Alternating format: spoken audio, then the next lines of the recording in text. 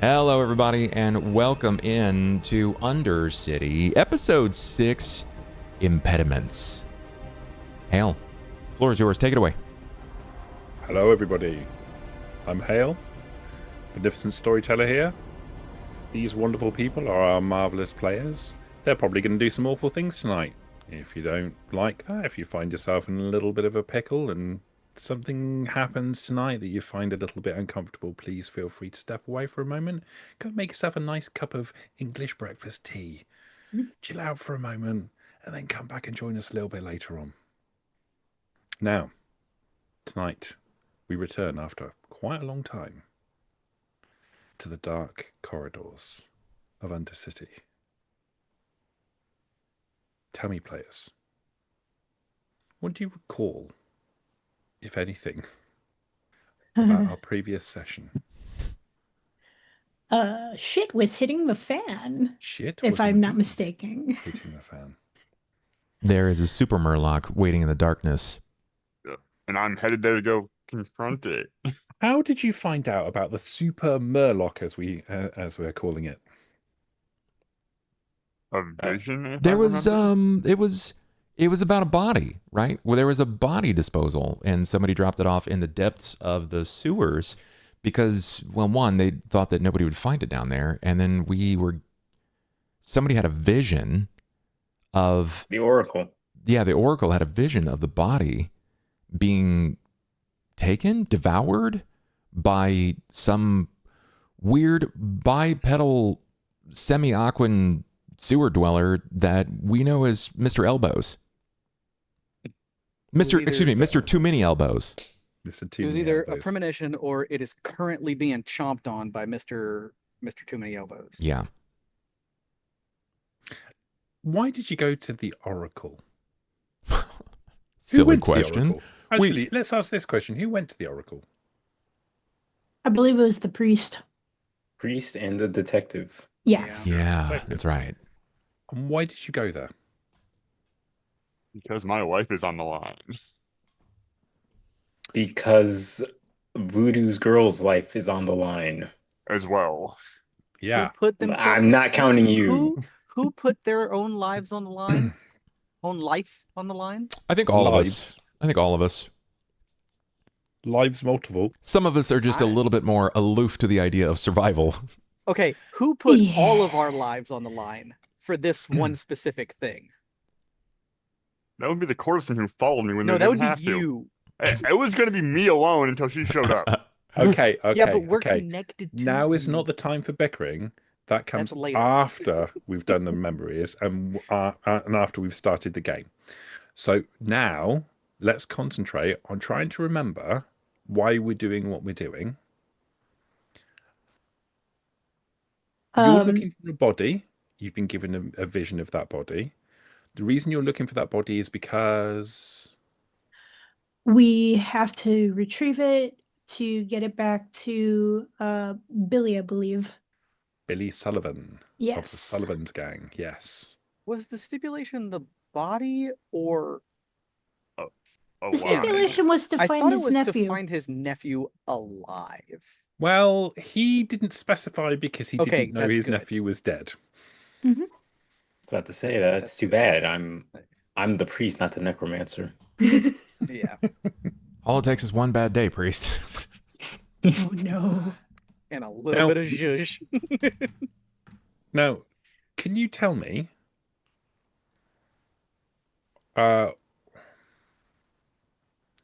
perhaps the doctor might be the best person to answer this question. Sure. But who else have you spoken to about this predicament? Oh, everyone. We've talked to everybody. But everybody's getting different stories. Everybody's getting different information. We've talked to the Turk. We talked to the cousin. No. Is it the uncle? You've spoken to the Turk. Yeah. You've also spoken to... There's a crime family that has a very masculine name for the feminine the feminine person. I don't remember what they call it. Paula Gambino. Yeah. But they go by something else. The uncle. Oh, the uncle. The uncle. Oh, yeah, That's what it is. The yeah, uncle. that's right. I was That, okay. I was the right. penthouse meeting. That's right. Yeah. Yeah. We did talk What to the can- Kingstons. What can you remember about the Gambinos and Paolo Gambino, the uncle? Ooh, fiery. She didn't mince words. I think they are ready to strike at opportunity, but they're not going to move without more than just convincing, but actual evidence. It turns out that not really anybody likes the Turk. Yeah, that's my grander read. Maybe not as the Doctor, but as Bub. I don't think anybody likes the Turk, Okay. with an exception to the city itself. But I think it's the city. Undercity reviews Turk as a necessary evil and interesting in their storyline. And you mentioned the Kingstons, or somebody mentioned the Kingstons. A few of us did, yeah. What was the Kingstons' position within this? I mean, they were having a party. They were partying. There was a party in a hidden spot in the sewers. We were guided there after wandering aimlessly by the butcher, I believe. He kind of gave us a little hint. And we found the rendezvous point. 3 of us had gone. One was the transporter. One was, it wasn't the detective. Was it the priest? It was the priest, because the priest was allied with the butcher to a degree. Yeah, so it was the priest. And the doctor was like, let me go in alone. If we just roll up together, this is going to look a little sus. So afford me an opportunity. Mostly because the doctor he's kind of a manipulator. And he knows when he's afforded an opportunity to lie and to mold an audience, he does so best when there aren't other lips sinking ships. Looks at Detective poignantly. I don't know what you're talking about. Yeah, so he basically expressed to the Kingstons that they were tasked with finding a woman, a very important woman to some, because another rival gang's nephew went missing. That's the one that was died, or that had died and was sleeping with the fishes, metaphorically so. And essentially, the doctor is trying to coordinate a multi-audience strike on the Turk, because the Turk is forcing the doctor to kill someone against his will. And he had a very, very limited window to make this operation happen. But, the doctor's playing it up. He's eating strawberries. That was the other thing. He told the uncle that the Turk had some interesting and delicious fruit, right? That was the other. It's like I'm literally adding fuel to the fire at every turn and opportunity I can to strike at the Turk, because the Turk has threatened to me on more than one occasion to bleed me out on his marble. And you just don't do that. Not me, Maybe the doctor, or maybe the dentist, maybe the apothecary, perhaps the detective, but not the doctor. So yeah, that's what's happening there. Surprised I remember that much. That's good. That's excellent. You remember a great deal. Can anybody else remember that there is another character that has interacted with you, particularly in the last episode? That little The fucking urchin. gremlin urchin. What's wrong with the urchin? The urchin's fun. The urchin's nice. The urchin Oh, I is love him. delightful. Can you remember what happened when you interacted with the urchin this time? Kirby made a deal on my behalf to find out where the girl was to get her released. Mm-hmm. But then she was released with me nowhere near able to get to her. And then I ran out of the sewers, and that's when we got shifted by the urchin to go meet the Unk. And then once we split from there, ran down to the meatpacking plant to go and try and save her. And that's where I left off. It was me and the courtesan. And the courtesan, yep. And we saw her come out of the destroyed wall building, and then my plan was about to get enacted to save her. I was getting ready to. One extra piece of information there. She came out of the building and immediately got captured by somebody. Yeah, immediately got captured by assuming the cousin's men. The cousin's men, quite correct. Yeah. And they're in the process of dragging her back, and then we cut from our scene. Yes, indeed. Okay. Well, then our camera comes up tonight in that self-same alleyway, up from behind the transporter's back, over his shoulder, looking down the alleyway, the destroyed wall, the meatpacking plant in the distance, the girl being dragged by several large men, all wearing threadbare business suits with shaved heads. They're not looking at you, they're not paying any attention to you, and the girl is screaming. The girl is definitely trying to attract as much attention as possible, and there are other people in the alleyway, and they are deliberately looking away. This is not my problem.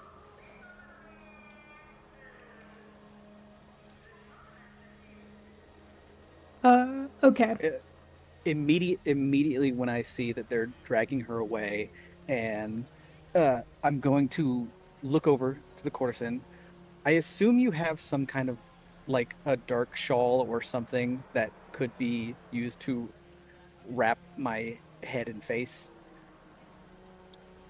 Yeah, she probably has some sort of decorative thing around her waist. If you ask for it, she'll untie it and Yeah. she'll hand it to you. Immediately gonna grab that, wrap myself up, or at least get enough cover on my head where it's not noticeable, and I'm Yeah. taking off in that direction as fast as I can. She's going to help you, and she's going to say, "We need to regroup with the priest. I have an idea. I know how to tie everything together, but we need to grab her, and we need to get to Tori after that. So if we get separated, find the priest. Meet me there with her." Down below is the last thing I say as I sprint off, and then I'm going to want to pull my pistol out, and the one. So how are they set up? Is it like are two people grabbing her like by the arms?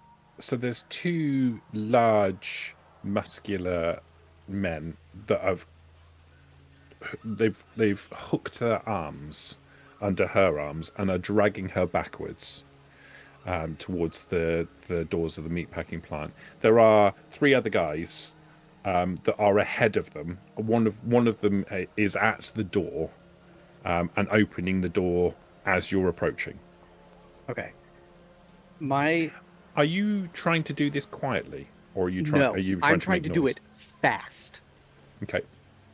I'm trying to do it fast. So what my plan is in my head is to dart towards them, and whichever guy is if it's dude, her, another dude, right? In kind of like a line like facing the building, and then I want to not aiming to exactly kill, but to throw him off and get a reaction enough that he drops her to shoot the farthest guy. That way I can run past, scoop her, and then just keep running past until I can get to an alleyway and disappear the way that I can do. That is a bold plan.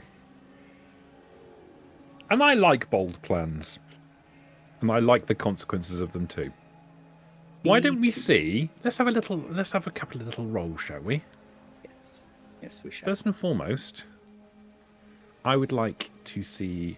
Let's pull up a character sheet so I can actually see what's going on. Let's use your character sheet. I think we're going to need to have a dexterity and an athletics check for me, please. Okay. This is just to see how Yeah. quickly you get into the right position, So, I have 2, 3, or fail to get in the right position entirely. 2, 3, 4, 5. Dexterity and what you saying? Athletics.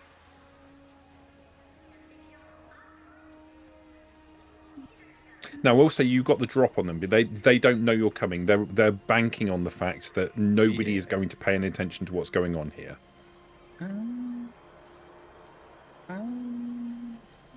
Seeing the athletics.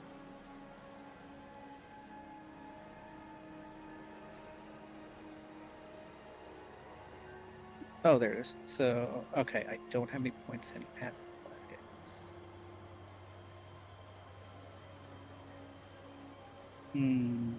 Because I'm okay. You got quite a lot in dexterity, though. I have a lot in dexterity. I also have points in stealth, but I did say I'm trying to do this fast and not stealthily. Exactly. Hmm. That's okay. Just roll your dexterity. That's absolutely fine. I've got no problem with that.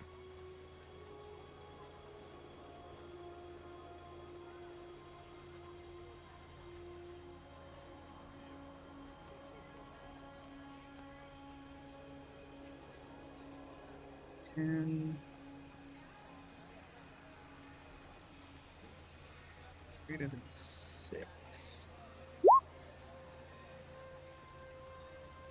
Oh, 3 successes. Okay, that's good. That's good.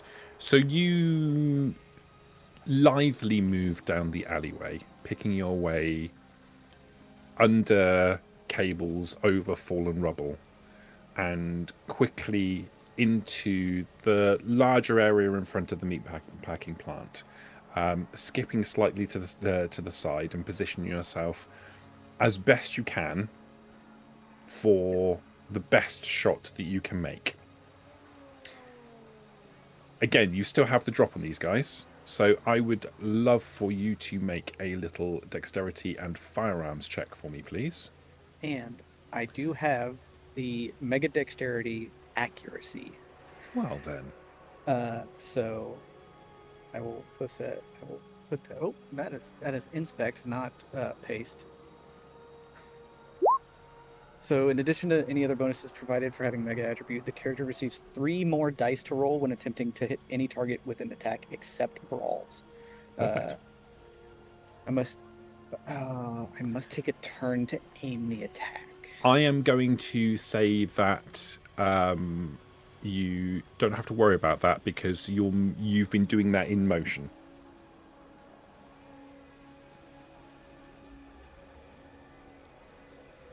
I'm quite happy for you to add those dice on. Dexterity firearms. I have 7. So that is 10. Rolling, God, baby. that's so bad. That's really Oh, that's bad. really bad. That's no. okay. No, that's okay. That's okay. 3 successes. Courtesan. You see the transporter dash down the alleyway. He doesn't skid to a halt, he simply stops. As he's going, he pulls his pistol, and you hear the report of the pistol shot. And you see the far... I was going to say bouncer, but the man who's dragging the woman. You see the bullet, the entry wound of the bullet hit him in the back of his shoulder, and he twists. He drops the girl's arm and twists in the air, collapsing to his knees. He's not taken out of the fight by any stretch of the imagination, but he does release his grip. At this point, all of the other man drops the girl, and all of the other men turn in the direction of where the shot came from, and they all reach into their jackets. Oh no.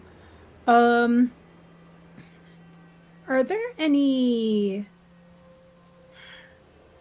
is there any like loose concrete or are there any rocks by my feet? There is a great deal of loose concrete, rocks, rebar, and whatever else has come out of this wall. Okay. I'm going to try to run distraction. If I can't get all of their attention, I will try to split some of them off of the transporter. So I'm going to run up, grab a couple of rocks, and the courtesan's going to yell, "Hey, uh, cock knuckles!" I really have to learn how to swear, and she's just going to throw a couple of rocks. Okay, what are you hoping to achieve with this? You're trying to attract their attention, or? She's trying to attract their attention. She's at the very least trying to split attention so the transporter and the captive don't get like dogpiled. Okay. So if she gets some of their attention, great. If she gets all of their attention, pants shittingly terrible, but I guess I'll roll with it. She also still looks like Tori. She changed her face. That's right. Yeah, not that I think that they're necessarily looking for her, but Okay, that's cool. Can you make an appearance and intimidation check with 1 extra die? ooh, let's see. You said appearance and intimidation. Do, do, do, do. Where are my appearance die? Appearance is one of the last ones. It is the last one on this sheet. Yep. There it is. Okay. Okay, so it's gonna be 5d10.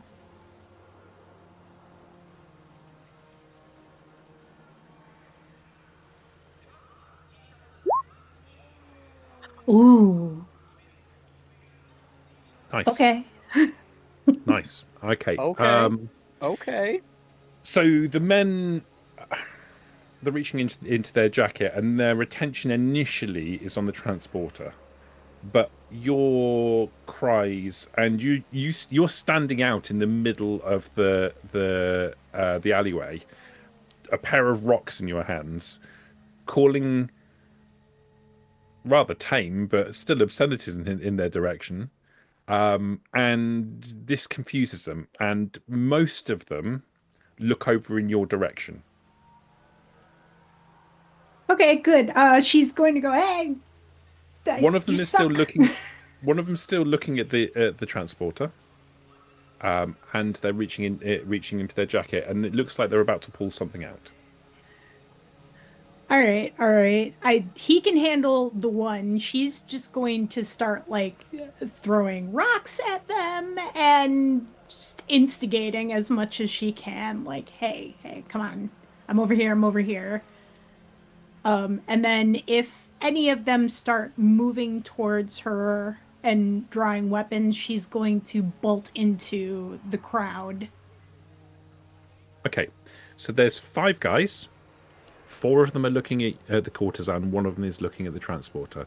One of the 4 that's looking at the courtesan is currently or kneeling on the floor, having been shot in his shoulder.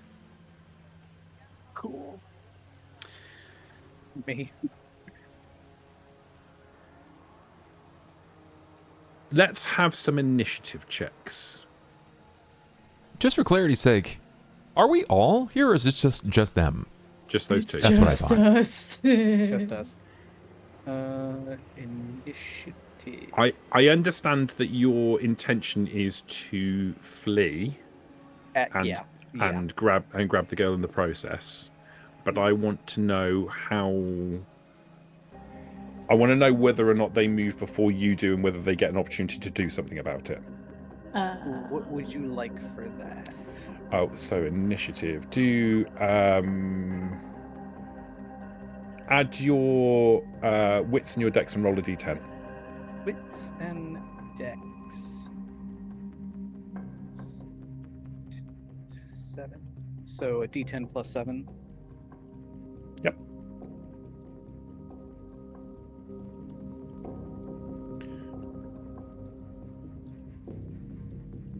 And I'm going to do it.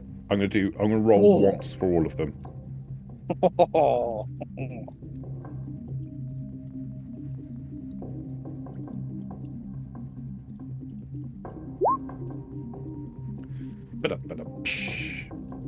Okay, 10. Can you do one as well, Courtesan? Yes, I had to. God bless America. He's very persistent. +6. Oop. All right. Cool. So you guys are all moving quicker than these guys. So I'm going to tell you that they're all pulling weapons out of their jackets, but 4 of them are pulling switchblades and knives. One of them is pulling a sawn-off shotgun. Oh, I don't like that. And the sawn-off shotgun, I'm going to let Voodoo roll a d5 for me, and if it comes up 5, it's the one that's looking at the transporter. Otherwise, it's the one that's looking one of the ones that's looking at the courtesan. Oh no. So if it's a 5, it's me. If it's any other number, Correct. Shit. Correct. So sawn-off shotgun guy is looking in your direction, courtesan, as are 3 of his companions, all armed with blades, switchblades and knives. The one that's closest to you, transporter, pulls a switchblade out of his jacket and is intending on going for you. that's fine. But you guys will move quicker. So I want to know what you're doing first. So the first person I want to know, Voodoo, can you tell me what you're planning on doing? Or rather, Courtesan, can you tell me what you're planning on doing? Her eyes are going to bug out really big, and she's just gonna go shit and run. She's going to bolt into, if there is like a crowd of people just walking, doing their business, she's going to run into the crowd. So there is a small crowd of people that have gathered initially to look at the building that's collapsed, and are now doing their damnedest not to look at what's going on at the meatpacking plant. When the bullet rings out, they're panicked and they're starting to move. So you could definitely dive in that direction. Perfect. Awesome. That's exactly what she's going to do. Lovely. Transporter. Yep. What are you intending on doing? I am completely disregarding this goon, going straight for the girl to pick her up, either fireman's carry, probably fireman's carry, over the shoulder, and just bolting and trying to find the nearest place that I can get to get into the porter's tunnels. Okay, so you're going to do that right now because you're the fastest, right? And I'm going to need 3 rolls from you. Okay. The first 2 rolls are both Dex athletics checks, but you're going to have to split your dice between them. Right, there's 2 different actions you're doing. One is to pick up the girl, and one is to move away as quickly as possible. You get to decide how many dice you put into each of the pool. You know how much your Dex athletics pool is. Yeah. Decide how many dice you want to put into picking up the girl, and how many dice you want to put into moving away as quickly as humanly possible. And 2 separate rolls with this one number. Correct. Of dice. Okay. Yeah. Got it. Okay. And you're going to get another roll in a second to determine if you can find a way into the back rooms. Gotcha. Okay, this is the first is I'm gonna do 3 to pick her up in a. You can do 3 to pick her up, and how much does that leave you with to run away as quickly as possible? Gives me 2. Because I only have a 5 dexterity. Okay, you only need 1 success to pick her up. I might switch that to 2. Let's It's go. your choice. Let's go 2. Okay, I'm gonna go 2d10. What I'm She going to shouldn't say be to you, that though, heavy. Sloth, right? Once you're committed to this, Yeah, if you don't pick her up, you're still moving. yeah. I Okay. pick her up. Okay, you rolled sufficient. So you sweep her up and onto your shoulder as you move off down the to the side of the meatpacking plant. Yeah. Now roll your remaining dice to see how quickly you get away. Getting this wrong is not going to go well for you. 1. Okay. Can I spend willpower to reroll fail?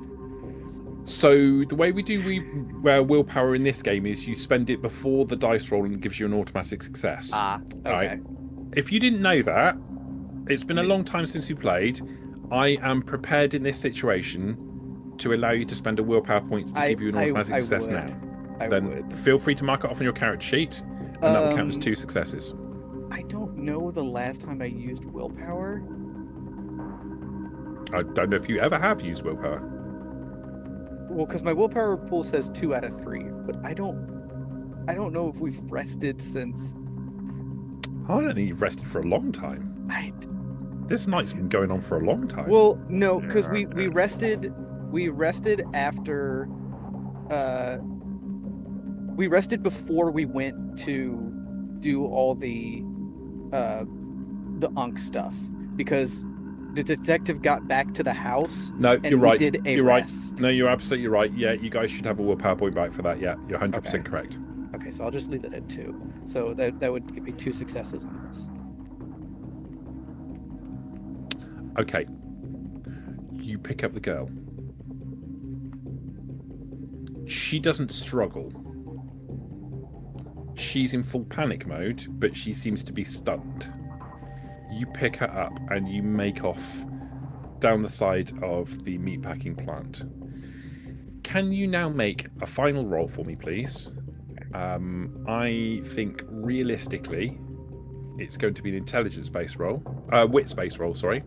Okay. And I think it's going to be one of these really obscure... have you got it on this character sheet?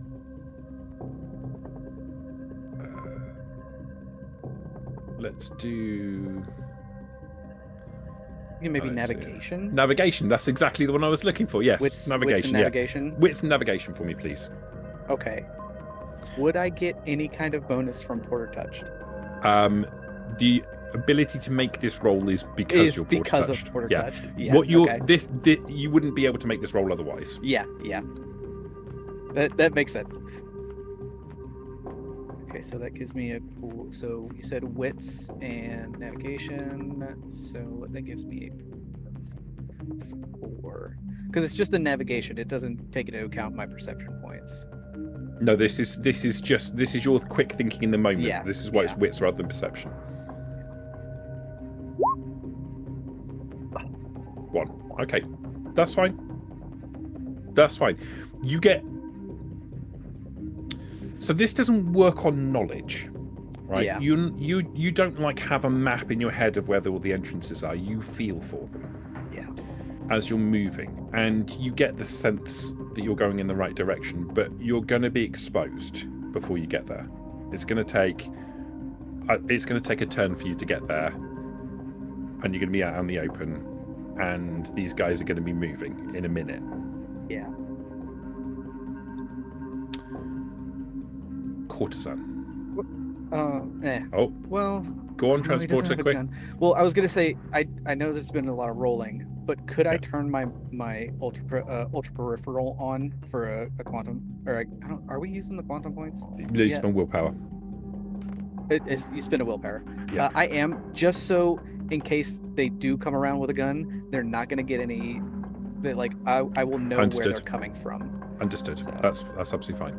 So I will turn that on. Courtesan. Yeah. You're trying to dive into a crowd. Is your intention to be lost in that crowd? Yes. And what's going to happen to better lose myself in the crowd, I'm going to change my face again. Are you going to change back to the way you are normally, or are you going to change to a different face? The reason I ask is because one will cost you and the other one won't. Going back to your normal face won't. I'm going to use a different face because I don't want anybody to know that our fingers are in this pie. Okay. So that's fine. I'll eat the cost. That's fine. So cross off your willpower point. I would like for you to make a realistically, I kind of think it's going to be a dexterity stealth roll. It's not going to take you much to step into the crowd, but what you're going to losing yourself in that crowd while you're changing your face. Changing your face, I think, is going to give you a bonus to this as well. So let's give you 2 extra dice for changing your face in the process. Oh, It's going to throw people off. Let's see. You said 2 extra, correct? I did indeed. Less. Okay. Ooh. Okay. You know you've done a good job of this. You step into the crowd. You move in one direction, quickly change direction as your face is changing. You move around the bodies. So the people in the crowd aren't really paying attention to you.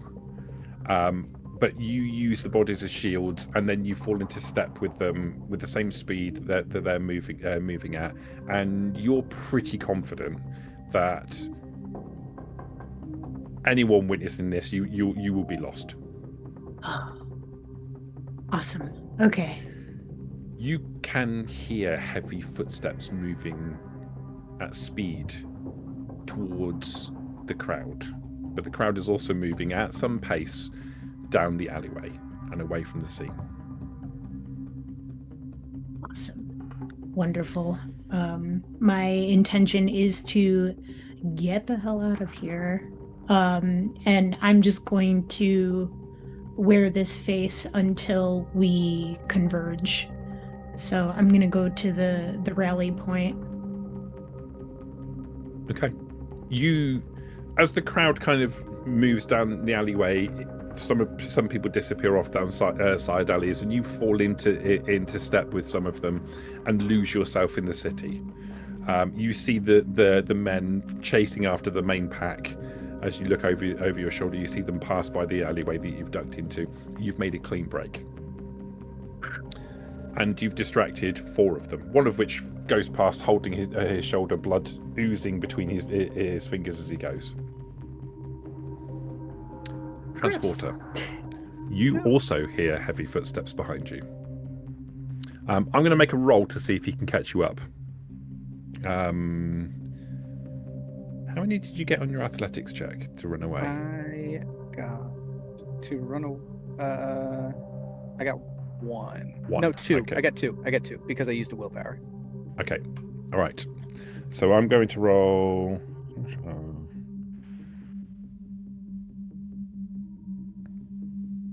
Let's be generous. I'm going to give him 3 dice.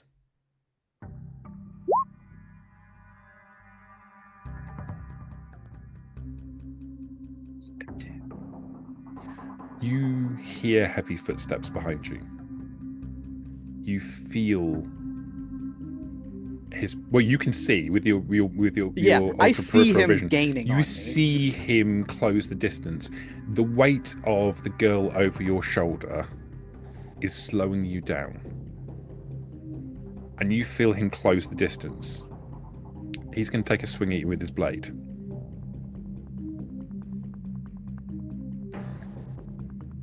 And I'm going to roll that many dice. God, I'm on fire tonight.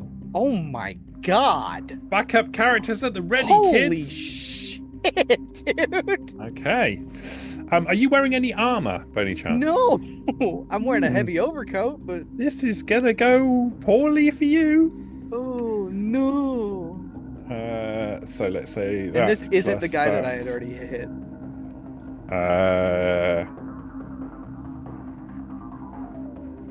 No, because you said the guy that I already No, hit this is a different guy. was This is a passing. different guy. Was Yeah. passing. Okay.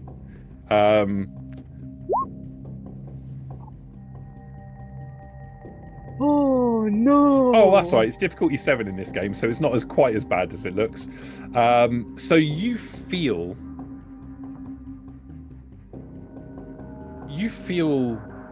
something sharp hit you in the back, lower part of your back into the fleshy part, and you feel it enter and then quickly come out again, and you can feel the clothes on the back of your body under your overcoat. They stick to you, but with adrenaline kicking in through your body, you keep running. Can you take 4 levels of damage, please?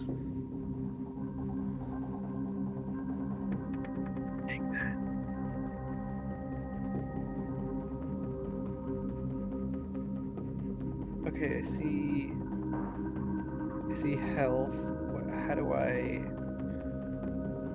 Health. Where is health? It is at the bottom. So injuries. So you just where the next to the injuries, you've got little drop-down boxes next to type. Oh, type. Right, so just put Gotcha. slashes in. It's lethal damage. It's just slashes. And you do top-down. I am wounded. Okay, you're at -2 on all future dice rolls until you get this fixed. Oh no!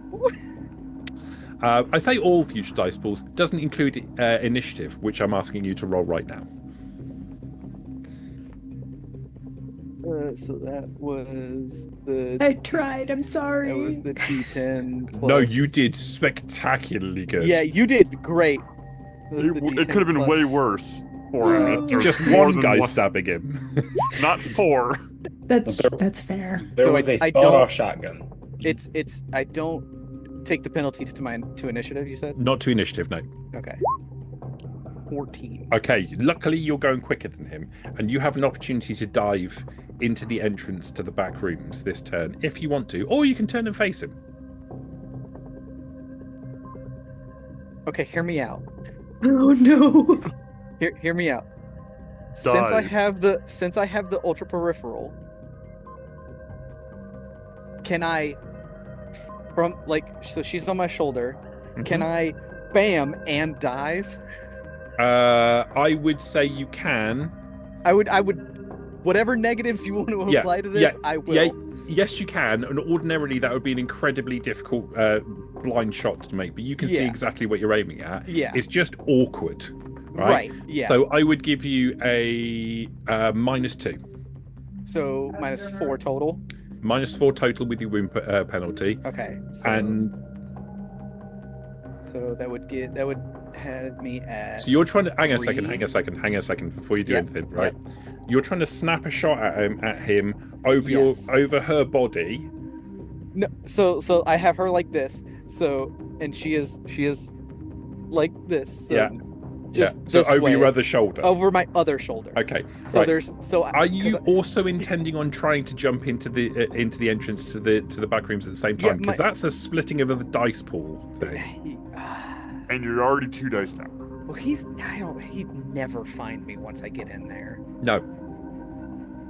No, fuck it. I wanted to slow him down, but I just realized like he would never be able to find me once I get back there. So I'm just booking it. Okay, so if you don't want to snap a shot over your shoulder without turning your head, that's absolutely fine. What I'd like you to do is just make a dexterity plus athletics check, please. Okay. And I'm looking for realistically a couple of successes. If you do 1 success, you get into the back rooms without a problem, but you might leave your cargo behind. 2 successes to take both of you.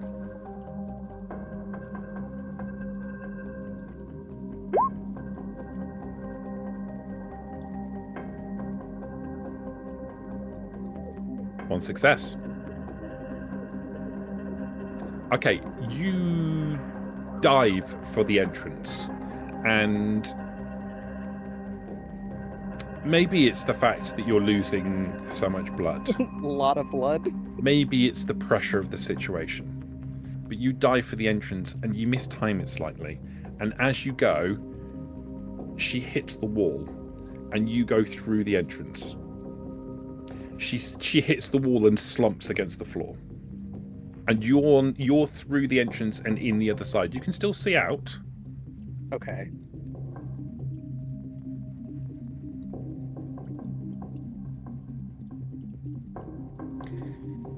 You see him.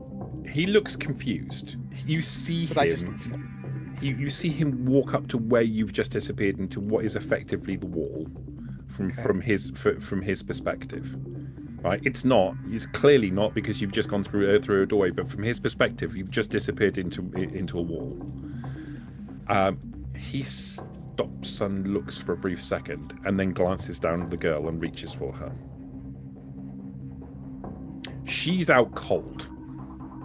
Yeah. Now again, I would ask you to make an initiative check, but I don't think you need to, because if you want to do something, I mean, it's up to you. You could disappear into the back rooms at this point without any difficulty at all. Get her. I either need to get her, or shoot him in the head immediately. Mm-hmm. You could do a straight shot, no penalties apart from your wound modifiers. Apart from my wound. Another 14. You don't need to make initiative checks. You've got the drop on him. He has no idea you're there.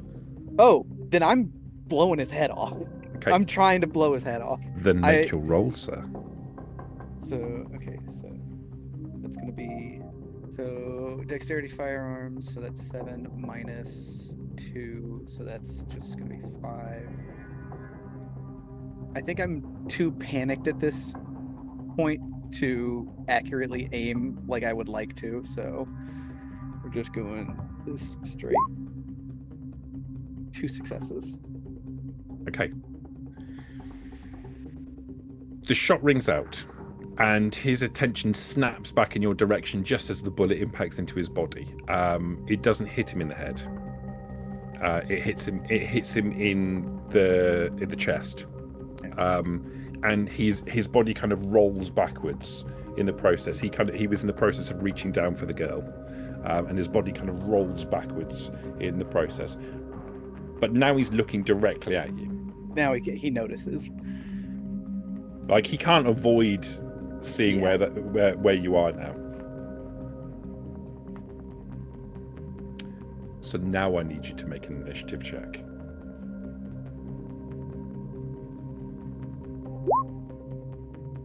Now. Not as good. Even Stevens. Sloth, I need you to tell me... Sorry, Transporter. I need you to tell me what you plan on doing. He has a wound, but you know it's not enough to slow him down. And he's coming for you. He's coming through that entrance, and he's coming for you. He has rage in his eyes and a blade in his hand, dripping already with your blood. You could scurry backwards into the back rooms and never be found. Or you could stand your ground. Not from this position. I mean, yeah, you could. You could try. You could try. You could split your dice down and... Let's try to split my dice again. But you're hurt. That pain in your side. I mean, your clothes are really sticking to you now, and it's starting to throb. And it's like almost kidney area. Yeah. So it hurts. It's burning white hot. Yeah. I need to take him out. I need to put him down. I need to try and put him down. I need to try and steady myself and put him down. Because that's the only way I'm gonna get out of this. And this is the only way I can think of getting us both out of this. Okay. And not be remembered. He's closing on you with his blade, right? So whatever you're going to do, he's going to be doing what he's doing at the same time. And what he's planning on doing is introducing the sharp point of his blade to your internal organs yet again. God, this sucks. Shall we roll together? No balls. So I believe so you. my question is, do I have the wherewithal for my accuracy? No, you need to take a turn to aim with your accuracy. I'd have okay. That's what I figured. All right. So here comes my 5d10. 3. First, Get ready. You ready? I'm ready. Oh, no, Three. hang on. Slash Oh. R. Okay. how many dice are you rolling? I'm rolling 5 as well. Okay. All right. 3, 2. Oh. Okay, Oh. you hit. You hit. I didn't make you roll damage last time, did I? Neither of the times. Yeah, I probably should have done that. Oh. Doesn't I thought it was matter. just based on. No. Yes, there's an additional level of dice that I've just Oh, completely that was the ignored when it comes to 7d10 that vehicles. you rolled and stuck me with last Yeah. time. Yeah. Right. So, roll some damage for me. So the damage of the gun. Yeah. Let's say the damage of the gun is based of 4 dice. Okay. And you get an additional die for every 1 success beyond the first one that you got on the roll. So in this case, you're going to be rolling 6 dice of damage. So, okay. And he's going to be rolling... What did I... Oh no, 5 dice of damage. My apologies, I'm looking at the wrong thing. He's going to be rolling 6, you're rolling 5. So I would be rolling... So would I do it twice? You just need to roll 5 dice. And He's that's how talking many about the levels... first shot versus the this shot. Yeah, the first shot. No, don't worry about that. Don't, Okay. Okay. So We've cinematically done that now. That's Okay, all sorted. gotcha. You got a flesh wound. So 5d10. 5d10, and I'm going to roll 6. How many health levels? Oh, you that's got really left? good. Oh, that's that- really good. That's good. That's good. That's really good. You're kind of lying on the floor.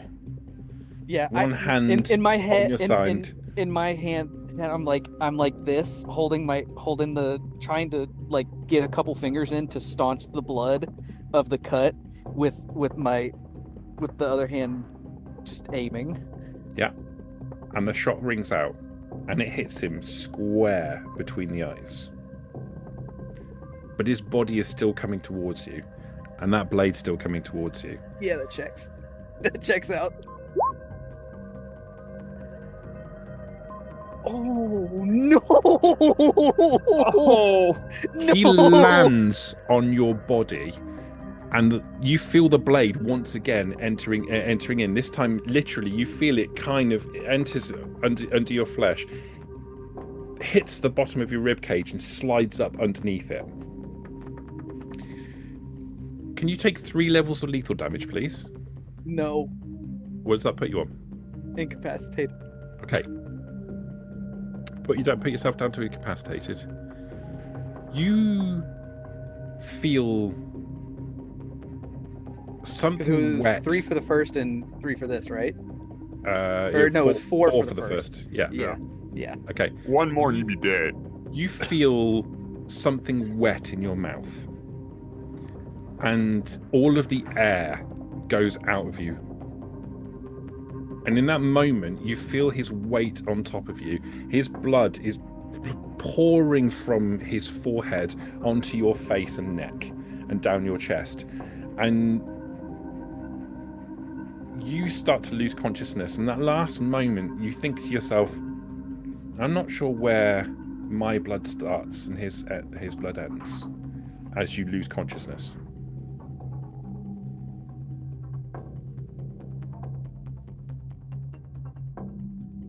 Well, shit. I have one thought before I go unconscious. You just did. I was gonna think of the urchin. Okay.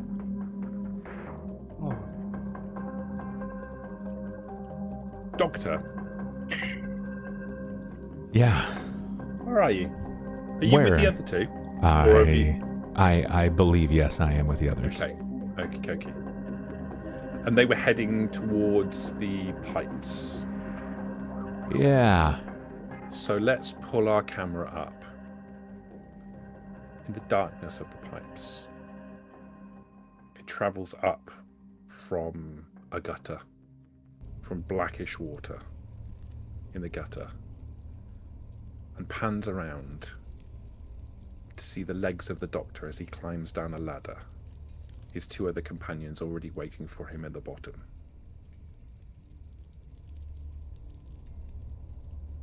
You know you've got one more level to go down before you get to the dark. And the detective knows. He knows where the entrance is. The floor is yours. How much further? How many? I feel like I've been climbing for forever. It's not that far. We're almost there. What are we expecting to find? We're looking for the body. Yes. And a creature. Yeah. Right, and the creature, right. And what are we hoping to do? Are we going to reason with this thing? I'm hoping it's animalistic and we can distract it with a rock and run away. Grab the body and run. It's not going to be easy. Not going to be fun. At least you won't stab us or anything. With a knife. Why would it stab us with a... Whatever. Should we wait on the others? Honestly, it had way too many elbows. I would rather face the normal person with a knife. At least I understand what I'm dealing with. What if... Does anybody have any food? I might still have a piece of that meat that we shouldn't be eating. Oh yeah, what the butcher gave you. Yeah. Maybe we can, like with a dog, distract it with food. That was my plan. I don't think, and he pulls the skewer out of his robes. I don't think the skewer is as good as the whole corpse of a grown man. I'm really hoping it's quite a bit more tantalizing, though. It's cooked, so you never know. Hale, is there anything that I might be able to do on the side of intellect or academics that may be able to assist me here with understanding what sort of creature this might be? Is this... We've seen some stuff. I don't really think we have an existing mental bestiary of supernatural beings. But is there anything that I might be able to afford, or that I could drum up from the depths of my person to help me understand what this thing might be? Based on too many elbows in the depth creature.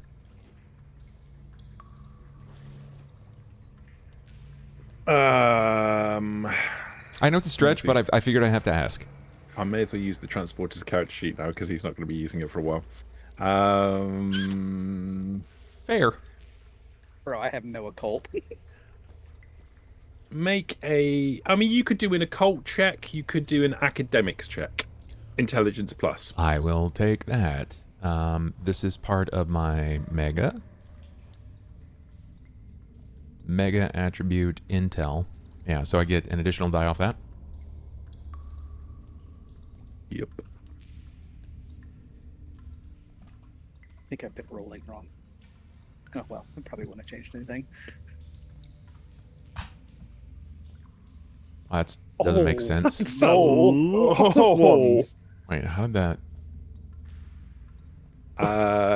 Right. Okay, cool. Yeah, lovely. It should be target number 7, but that's okay. We What can if- use the dice rolls are. Is this necessary? that's That's okay. That's it is, a mega it is botch. working That's right a there. mega botch. That's Yeah, that's I've got probably nothing. the worst botch that I've literally ever seen in my life. Yeah, well, I mean, someone has to set the bar, Hale. Okay, jeez. I've been role playing for in excess of 3 decades, and I don't think I've ever seen a roll quite as bad as that in my I don't know, in if my you entire watched role playing Shackled career. City the first time, you would have. Yeah. That's, it was that's pretty bad. special. That's special. You get an award for that. Thanks. You guys Okay. can see this in live if you subscribe to patreon.com/BubTalks. What dice pool were you using in that? What skills did you roll that against? Was that against occult or academics? It was academics. Okay. You Just have like a tremor and bite my tongue or something. I don't know how this works. no. I mean, there's nothing terrible happens as a result of this. You luckily for you, this is a oh, what do I know about such and such roll rather than a how do I staunch the bleeding roll? Sure. This I don't know you shit. rack your you rack your brains and you know, like you might have read some horror stories before, and you might have come across some stuff on the web before, and like some of the description kind of matches something in your brain, but you just can't. It just slides off. It's like maybe there's something there.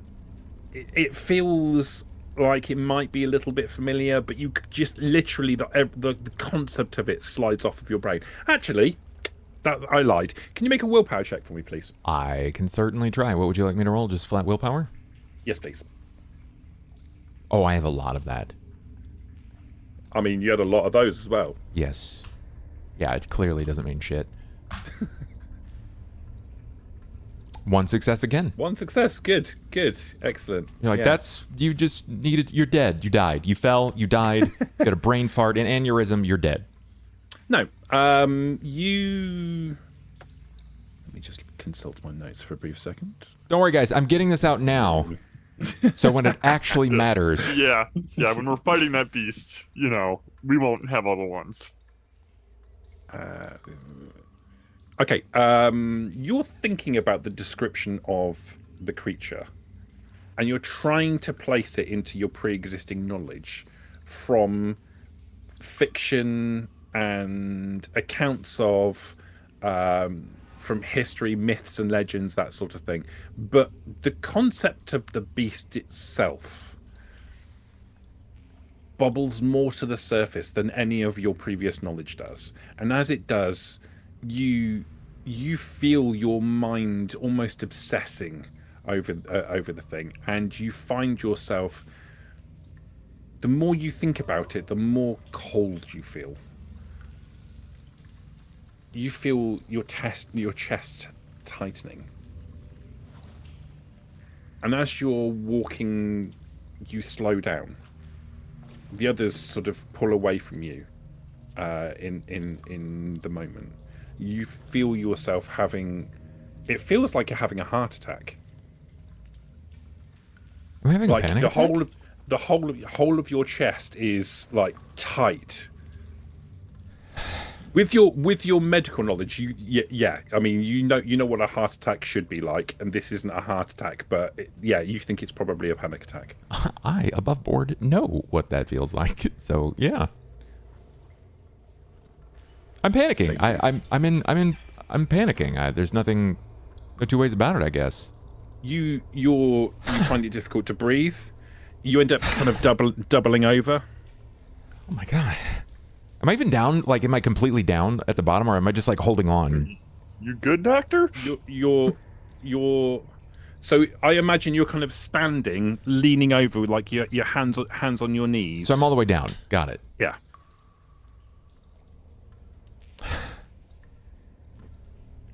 No, I'm not. Why do we... I need to sit down. I have to sit down. I need to sit down for a minute. We can wait. Maybe the others will catch up. I'm way out of my depths. What am I even doing? That has been the case since we got here.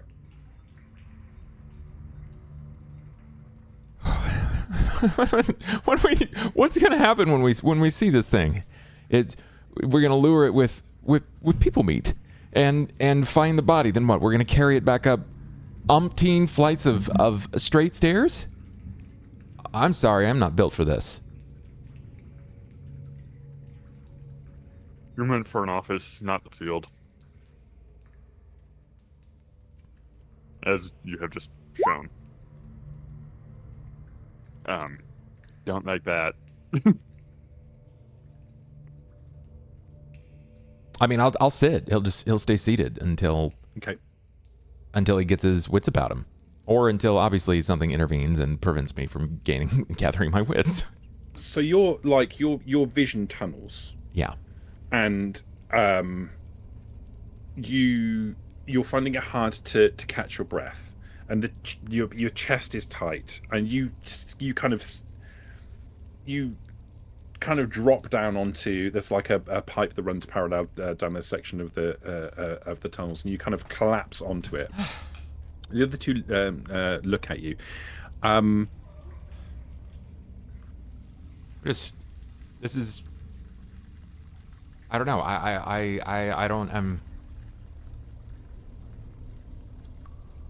Are we in like way over our head?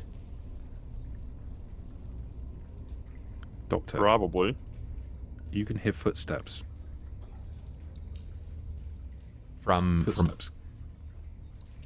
There's a tunnel ahead of you, and there's a side tunnel, and you can hear footsteps coming down the side tunnel. rhythmically normal, or is it like splorch, Fast fast? footsteps. I stand and I draw my scalpel. I mean, the effort of standing is hard because your chest is incredibly tight and you can't catch your breath. But you do that. It's either that or I think it's that or he thinks he might die if he doesn't try to defend himself. This does nothing to alleviate your current state. No, I don't think so. You see him clutching onto his scalpel, and he starts pointing as he's still like heavy breathing, like while he's still bringing his hand back to his chest, like holding on. You're not sure if it's a heart attack or if it's a panic attack. He's not really explaining a whole lot about it. His eyes are sort of dilating. The breathing is exasperated. It's not quite exhaustion, but if you have any points in medical, you would probably presume it is something akin to that. Jackson, you have no idea what's going on because they didn't have panic attacks in your day. Is he suddenly developed shell shock? What is this? We haven't even been in a gunfight. I turn to where he's pointing and pull my knife. So as you turn to where he's pointing, you can hear the echoed footsteps as well now. Like now he's pointing it out. It's not going on inside his brain. You can also hear those echoed footsteps. You turn and pull your knife. I turn as well. A figure darts out of the side tunnel and skids to a halt, regarding you. The three of you looking, two of you armed with blades. Courtesan, your companions look like they are panicked and armed. She looks a little panicked herself, but her eyes go wide. Obviously you don't recognize her. You see a woman who has very plain features, but her eyes go really wide, and she says, "Oh, it's you." And she runs towards you, and her first instinct is to hug the priest because he has been a figure of comfort. And we don't recognize her, right? Yeah. Oh, you don't Random recognize woman. her at all. Random woman comes out of the side tunnel and says, "Oh, it's you," and runs straight towards the priest. I like make ready to I'm ready for a fight, but I'm pretty sure I can tell the difference between running up for a hug and running up to attack. So What about the Yeah, clothes? do you Are the wanna- clothes an identifier? She's Oh. wearing the same clothes that she was wearing the last time you saw her. oh, then I would actually recognize that, sir, because I'm Maybe. pretty sure I have. Maybe. I don't think that's a massively unreasonable. You know that she where's can my- change her face. Yeah. Yeah, and she stands, an appropriate arm's length away, and her face starts to crack. The bones start to change, and she just changes back to her face.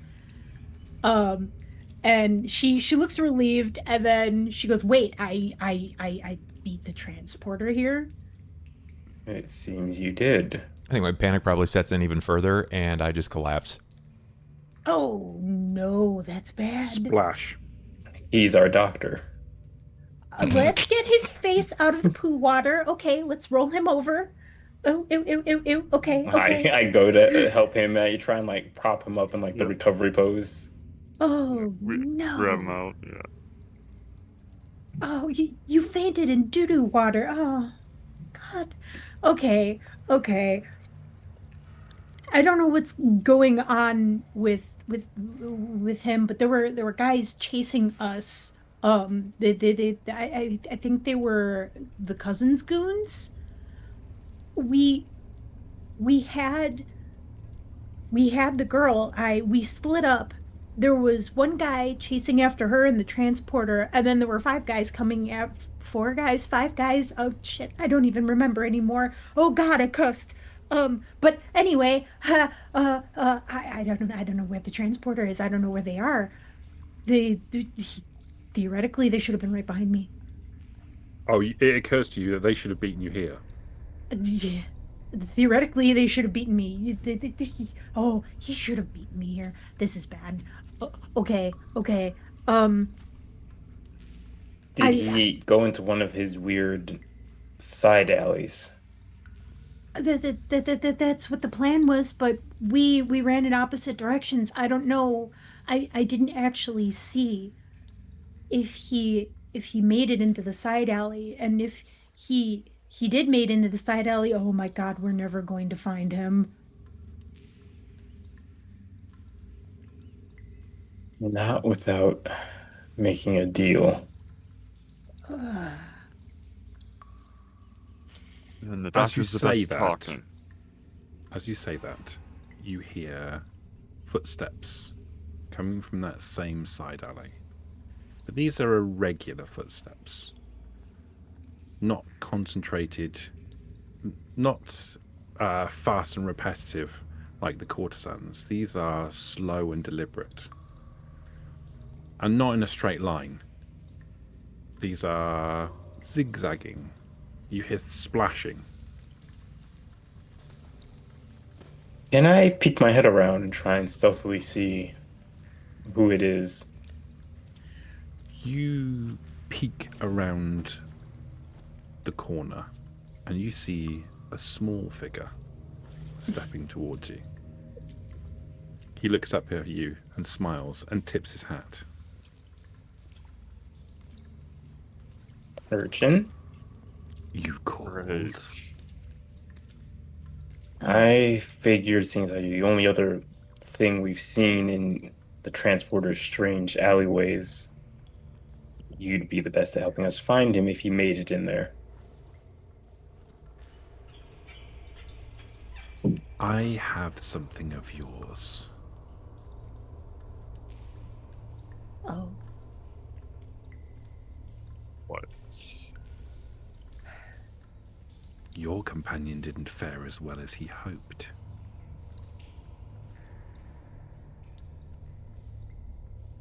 Oh no. And So- he is in a very bad way indeed. Like you have his soul or you have his beaten body? Oh, I have his body. And the girl.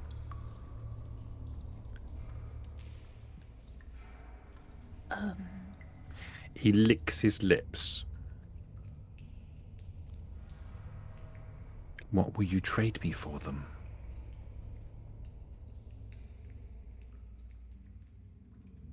You like memories, don't you? I like all sorts of things. Oh, until you specified them. I have memories. He steps past you and walks towards the others. He sits down next to the doctor. In the water. oh. Pats him on the shoulder.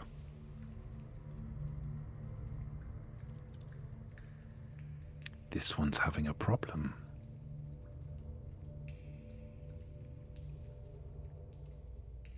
A couple of problems considering where he's laying, but I mean, you're not wrong.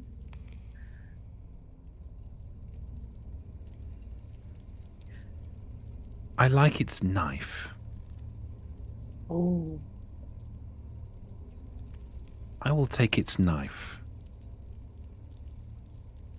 For the boy.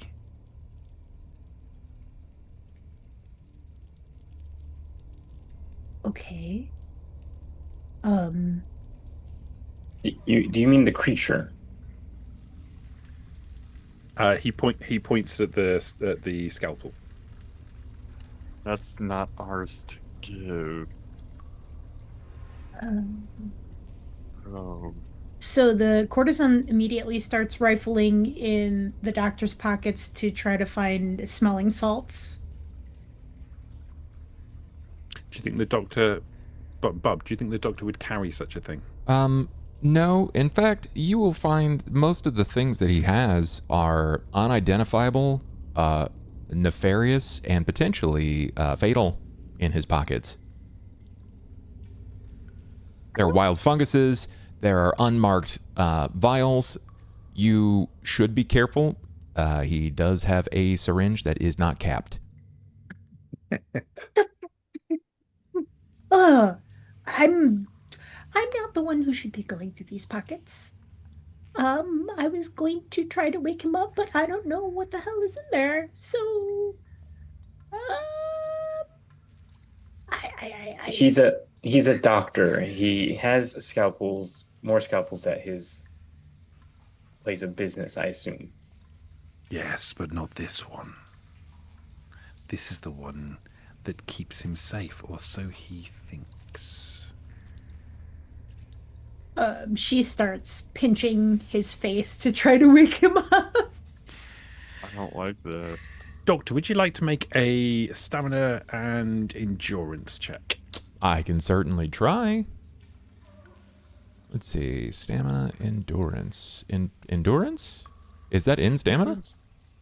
It is. Should be under stamina, yeah. Yeah, this is a really bad roll for me. Not like it can't be any worse than anything else I've done so Well, far. you'll probably score about 10,000 successes and no successes. Excellent. You do not regain consciousness. I will take his knife for the boy and your mother's face, he says, looking at the courtesan, for the girl.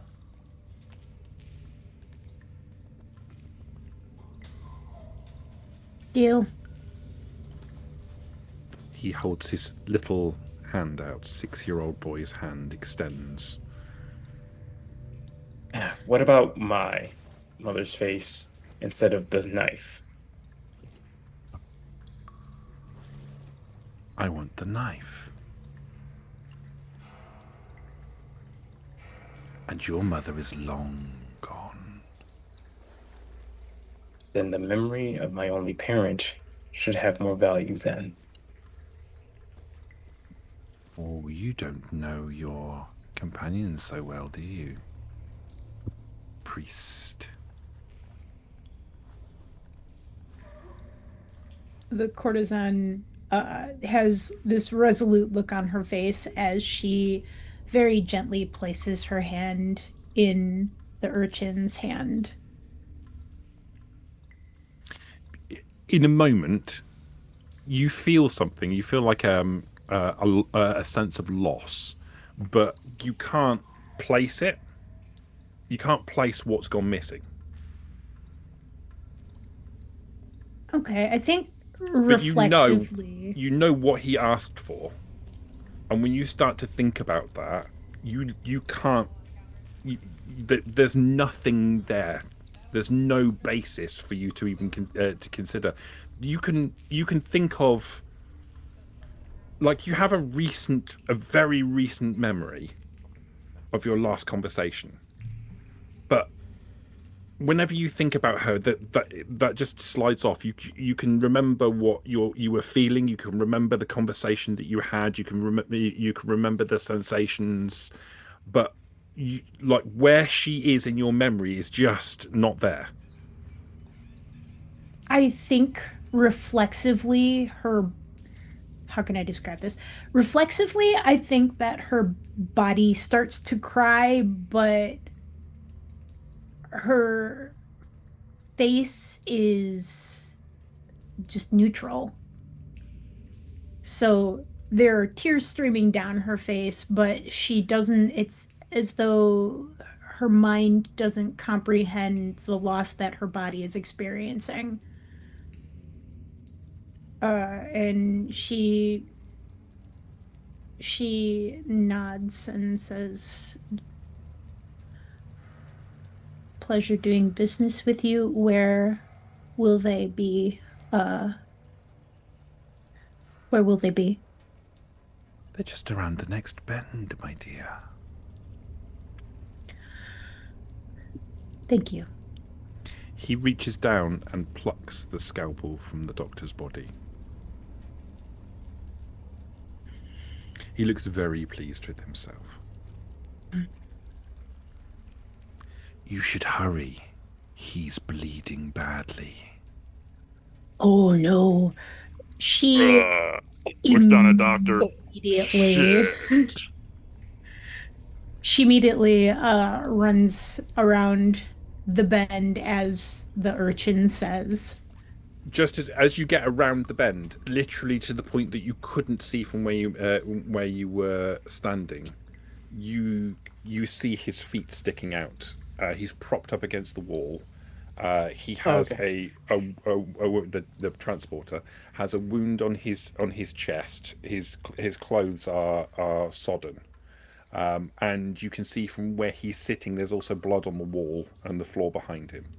The girl is also propped up next to him, her head tilted and on his shoulder. He's unconscious. She's unconscious, but you don't see any visible wounds on her. Oh. Oh. Okay. She starts unwrapping her shawl from the transporter's head. And I think she's going to try to assess what's bleeding the worst and start tourniqueting the best that she can. I'm gonna slap the doctor. Right, Doctor, would you like to make a stamina endurance roll, and you can have an extra die. Sure. Courtesan, would you like to make a dexterity and medicine check for me, please? Probably going to be straight dexterity. Medicine and 10. intelligence. Yeah. Okay, so you feel something hit your face, and your eyes kind of open wide, and then you blink. You can feel yourself coming back to yourself. That the pain in your chest is less now than it was. It's not gone away, but it's less now than it was.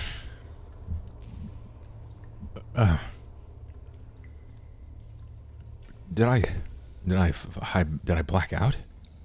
Yes. Incidentally, the urchin is no longer there. The transporter's apparently very bloody around the corner. Oh. Let's go. Oh. And he extends a hand, like help me out. I'll pick him up. I'll also help pick him up. Yep. And then I'll start running off towards the way the courtesan ran. Urchin took your scalpel. He looks back down at the ground where he was. My scalpel, you're right. I had it in my hand. I must have dropped it. And he leans down to start to look for it. The urchin took it. What do you mean? The urchin traded your scalpel for the transporter.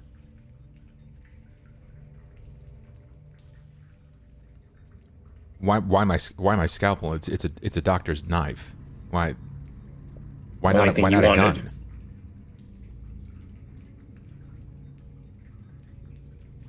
You see, he doesn't know what to do with his hand. Like he feels like he's kind of trying to hold something that's not there. He's like, it's a doctor's knife, and I think he's kind of stuck. Like he doesn't know what to do. Like, what do I do with my hands? And And then he instinctively kind of like looks around. I think he feels kind of naked, very unsafe. Yeah.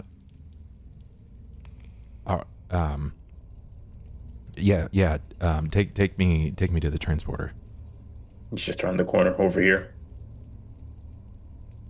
As soon as you turn the corner and you see me, there's just a huge gash in his like middle stomach area, and also bleeding against the wall on his.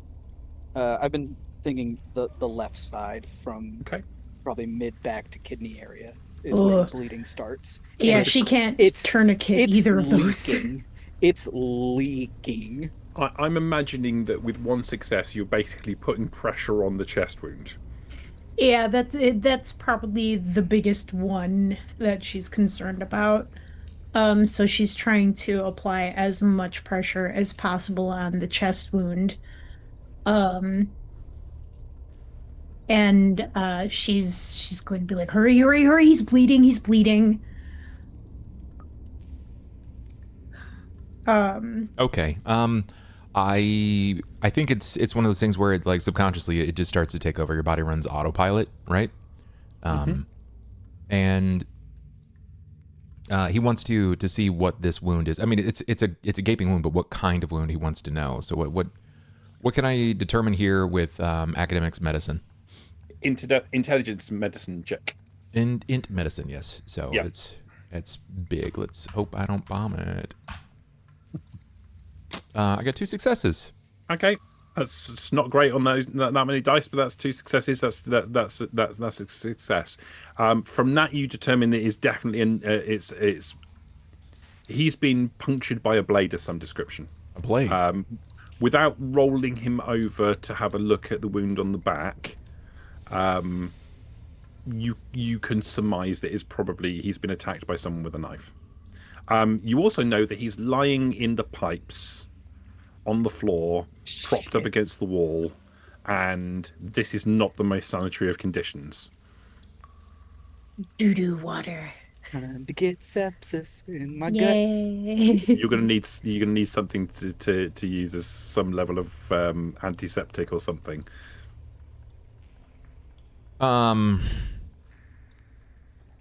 Yeah, you're not wrong. But the bleeding is probably the worst thing. Like he's unconscious and very badly wounded, and he's gonna bleed out if you can't stop him.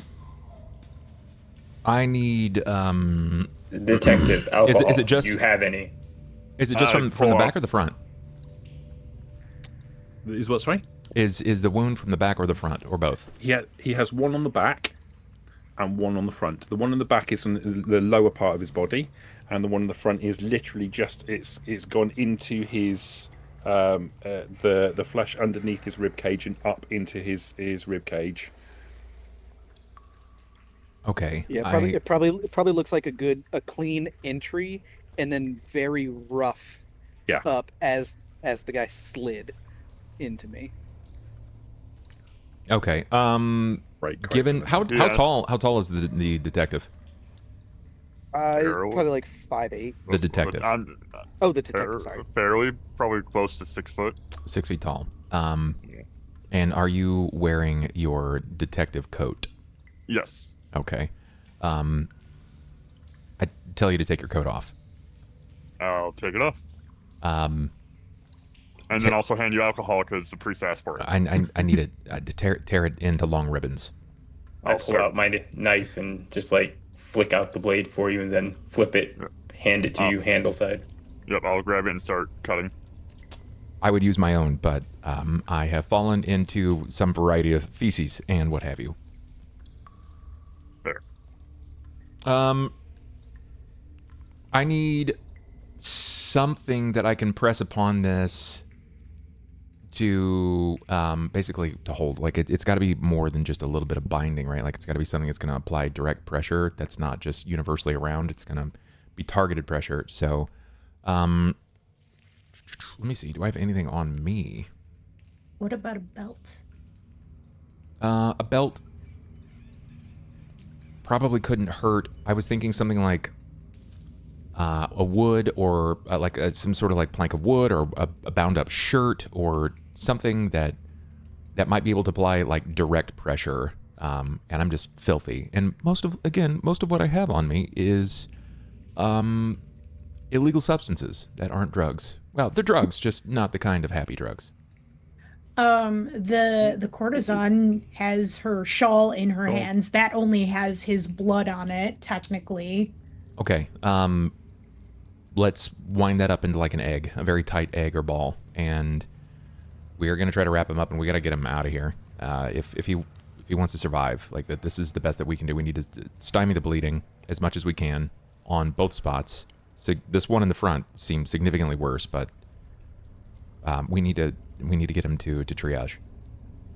The courtesan presses her lips together and she's like, I don't know how many more of these I have. And she starts ripping her long skirt into a mini skirt and takes the resulting fabric and hands it over. Is he pale? Yeah. He's pale. Is he sweaty? Yes. He's Probably pale. getting there. He's sweaty. He is unconscious. He's probably in shock. Yeah, we need to move. And I wish that he was awake to help me guide him, but we need to find a way out of here. Would you We'll like have to to take make the normal would you like to make a medicine check? I would, yeah. I think that seems reasonable. Oh, that's brilliant. That's much better. Oh, Oh, Why can't you do that all the time? 5. You know, hallelujah. it's because y'all's hella fight up there with guns and knives went crazy and stole all of them. I'm sorry. So, what you were saying before is quite correct, Bub. The doctor's body almost takes over. It's like an autonomous response. He goes into I don't really know how to describe. It's almost mechanical. Yeah. Like his body knows exactly what it's doing, and it's almost actually slightly scary to you, being the person in the body, watching your body doing things that you don't fully understand yourself. Sure. It's precise, it's clean, it's professional, but it's mechanical. Right. Like this is something that he's done 1,000 times before. You're quite correct about the fact that you're covered in unpleasant substances, so you're not even using your own body, you're instructing the others to do it on your behalf. Yeah. And even though you're having to rely on other people, your instructions are clear and concise and to the point. You get exactly what you need out of this situation. You stem the bleeding as much as you can, given the situation, and you, for all intents and purposes, stabilize him in the short term. He's still in a bad way, Right. but you stabilize him for all intents and purposes. Moving him isn't going to be the best for him, but you don't have a lot of choice. Right. Not being in poo is better than being in poo trying to do this. Heard. What about her? And the priest will point at, I've forgotten her name. We're sent to save her. Sure. Can I make a check here for her? Yep. Wait, don't wake her up yet. I have an idea and it piggybacks off of the doctor's idea. What if the priest does his special talky voice at her and her mom, and we make what our reality their reality. So the Turk kidnapped her to get some sort of leverage over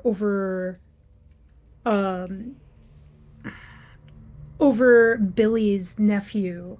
Like Billy's nephew was sniffing around somewhere and he was making threats or something, and Tori went for protection, and when Billy tried to get her out or rescue or whatever, he beefed it.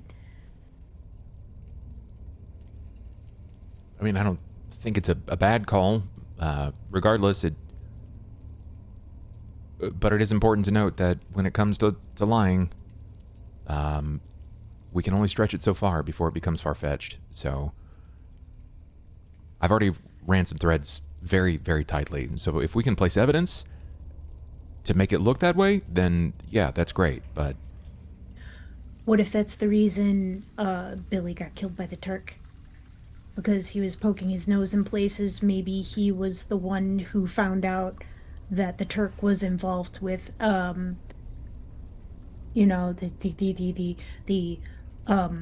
event that we don't speak of. wait a minute, isn't that sort of we implicated to the Kingstons that the Turk may have been involved in the death of the king? Above board? Yes, we did.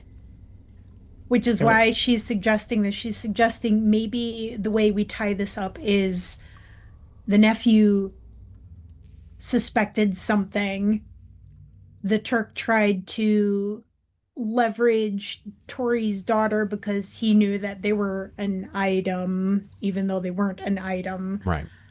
And for whatever reason that he tried to rescue her or it didn't work for whatever reason. So the Turk ends up just killing the nephew and then trying to get money out of Tori, still trying to, I mean, I don't think it's bad. But realistically, I think my approach at this point, regardless of what is said, is the body is doing what the body does. So I got 5 successes. Well, I 2 10s. I'm not sure if those explode or not, but You did excellent. You very quickly find the egg hidden under her hair. Her head's obviously hit something quite hard, and she's out cold. She will regain consciousness. You think she's probably going to have a splitting headache for a fairly significant amount of time, and that egg is not going anywhere anytime soon. right. But you think she'll be okay eventually. She'll wake up. She's responding well. You check her eyes and everything. Like you don't have any anticipation that she's going to have any long-term effects from this. She'll be all right. She just banged her head. It's gonna suck for a while, but she'll be all right. Does she need to go back to your practice, or should one of us split off and bring her towards the Kingstons? We're already down here. I don't know if he's going to make it much longer without getting to my practice. And I'm also not certain how aware the Kingstons are of your involvement in what I told them. But they know that we're tight. Everybody seems to know that we're really tight and we travel together. So, I can bring her. yeah. And we really Find need you to out get your the fuck out of practice. here. We need to get the fuck out of here because unfortunately, we're not equipped anymore. I don't have means of defending myself. We have too many downed allies. Whatever too many elbows is, I don't think we can do this right now. No. I'm gonna quick go over to the transporter. Just make sure before I do this. Check on something. It's been too long. I do have some. Okay, cool. I'm gonna frisk him, and I want his gun. I mean, he's very much incapable of stopping you from doing that. I was gonna ask if he brought my gun with me. Oh, it's tucked into your holster. Oh, nice. He put it back in my holster. Aw. Oh yeah. I mean, if he's gonna take my knife, he's definitely gonna help you keep your gun. That's leverage for him later. Yeah. Yeah, I'm gonna take his gun and start. I'll just take the whole holster and start like strapping it on myself. Then go pick up the girl, and What, over the top of your cassock? Fuck yeah, dude. Yeah. That's badass. Yeah, no, fuck it. I'm by myself down here carrying Unconscious, unconscious getting- girl. That's some good shit. I'm gonna take the gun so that way I have very a bit 90s. of extra. I'm gonna take my Yeah. knife back. I'll meet you all at the practice. I'm later. gonna be real. If this very were a Boondock movie, Saints. if this were a movie, this particular character would be played by Antonio Banderas, guaranteed.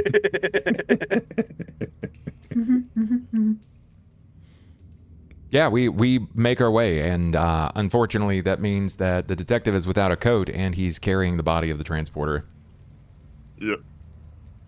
Oh god, you're letting him carry me? Sure. Do you want shit in your wounds? Yeah, that's what I thought. So the detective is down a jacket. The courtesan is down 3/4 To a of a mini skirt. The doctor is down a scalpel. The transporter is down chunks of body and a gun. Yeah. And the blood. priest is winning. I'm down a gained a lot. gun. Oh yeah, a lot. Yeah. Gained an unconscious chick. The priest was never. Neither of them were ever seen again. They become this. This is the prelude to Natural Born Killers. I can feel Yeah. it here. Yeah. Love it. I've had enough of the blood. I'm gonna go with the priest. Good luck. Hey, stay close to him. Don't. The Kingstons are generally good and they're about the music, but they're still a gang. I think things will be okay when Tori sees me, since she's technically one of my girls. Well, Grandpappy Kingston is going to know that there is very clear movement, and I'm sure there will be some thanks for the fact that we bled to get her back. Or at least, I really hope that's the case. I think it will be. Be careful. I hope the operation is successful. Holy shit, we should go. Okay. So splitting the party again. You guys. All right. Just got back together. I'm like, no. We So the- said we're split. I think for the sake of this, because you've constantly told us that we know where we're going until we hit the sewers, and then we just kind of get lost.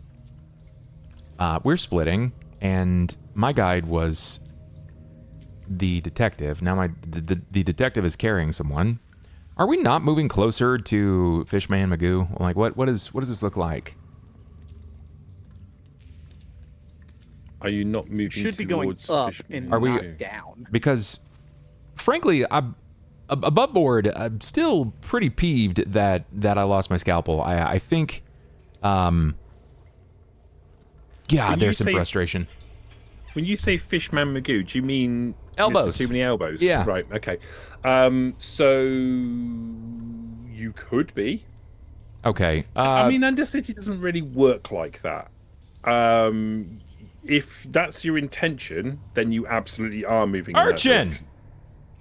Urchin! Come on! Come on! Yep. You- Let's go! You don't hear anything and you don't see anything. Oh, you little bastard.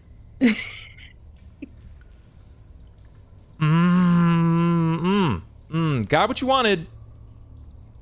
Okay. All right. If you want to be moving in that direction, you're definitely moving in that direction. Now I want to get Or back. if I you want want to to get be back to the moving practice. the opposite way, I mean, either way up, you're heading back towards the practice. But if you want to go, if your thought process is, I want to go in the direction of Mr. Too Many Elbows, that's the direction you're going in. If your thought process is, I want to avoid No. that like the plague, then that's the direction you're going in.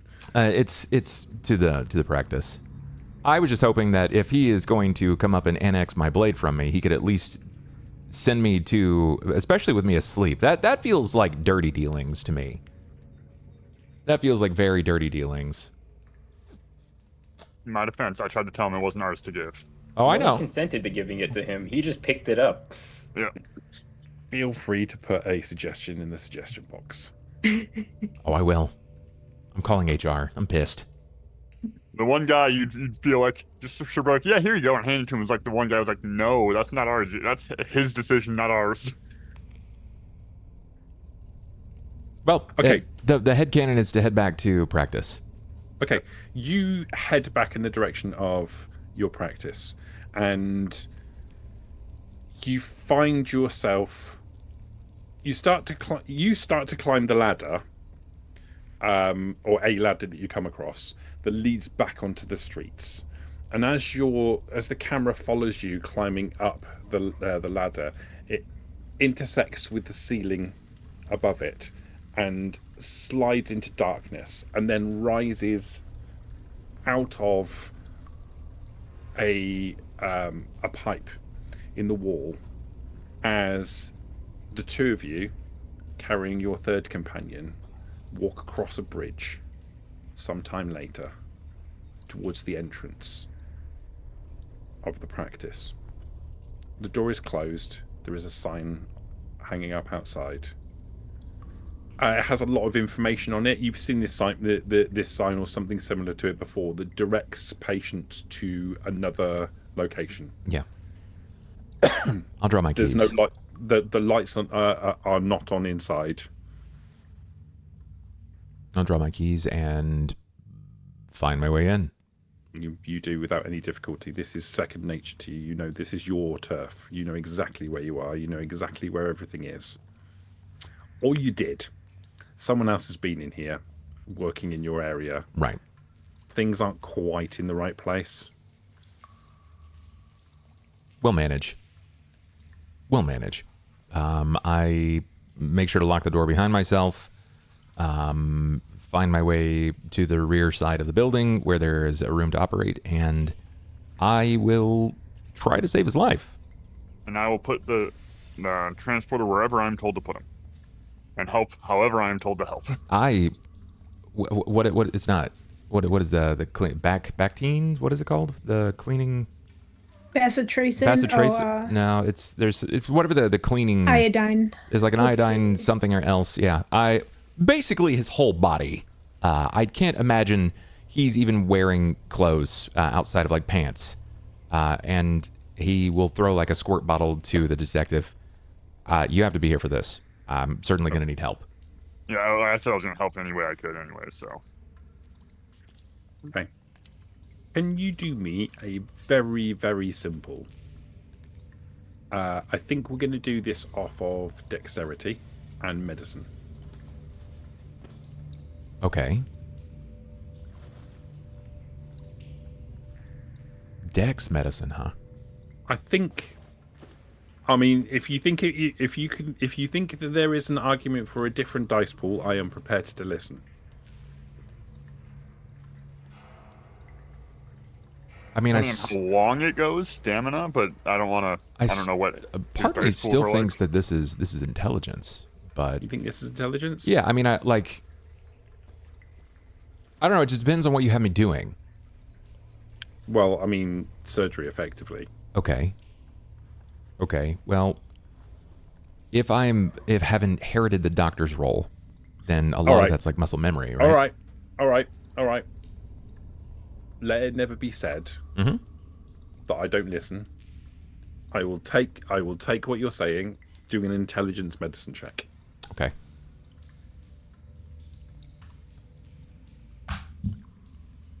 One, 2, 3, 4, 5 successes. It's good. That's good.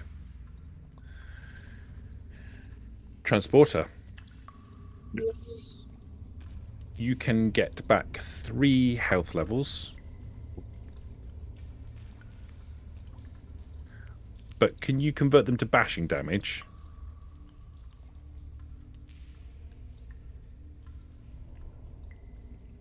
Actually, they were on bashing damage. They should have been X's, and let's change those.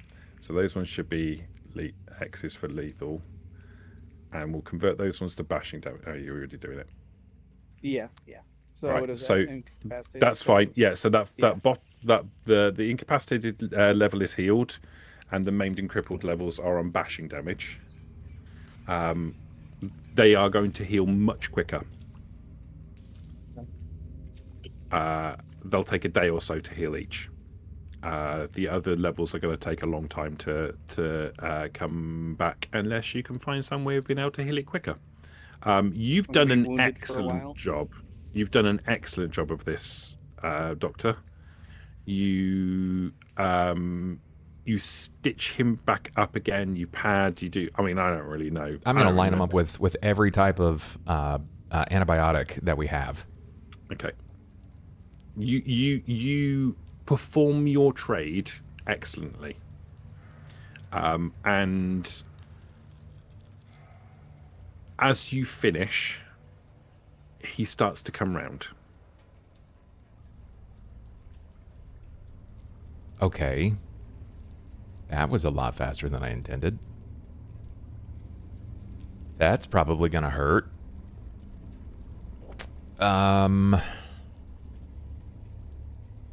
Well, I'm gonna clean myself up. You should give him your hand. He's probably gonna squeeze real hard. This is not gonna feel good for him. I will give him my arm then. Transporter, your eyes flicker open. First, you have a headache. The first thing you experience is a headache. The lights in here are far too bright. And as you try to lift your hands to your face to block the light out, they feel like lead weights. And as you start to move them, you feel the pain in your chest and the pain in your back. It's excruciating. You feel weak. Your limbs feel heavy. But you're alive.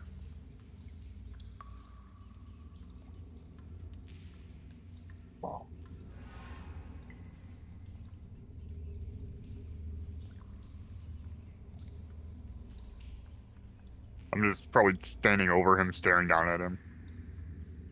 And the first thing that you see is the detective staring down at you. No coat. No coat, by the way. You're in the doctor's clinic. Are you fucking deaf? Turn the goddamn light off. Can't do that. Doctor needs it to help you.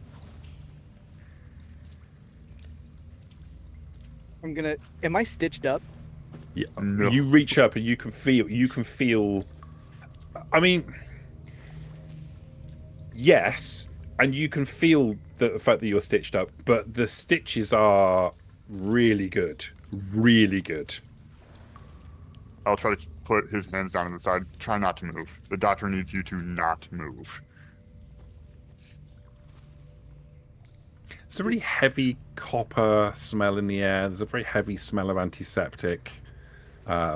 Is it? Everything hurts. It stings. Is it overpowering?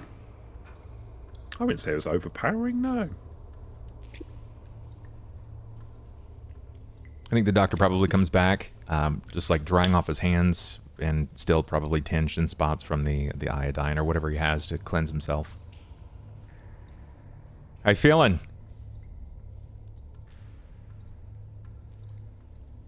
In so much pain. Also, that light is really bright. Yeah, I bet. I bet you're in a lot of pain. You're gonna need to take a day or two. Where's the girl? They're on their way to the Kingstons. How did you find me?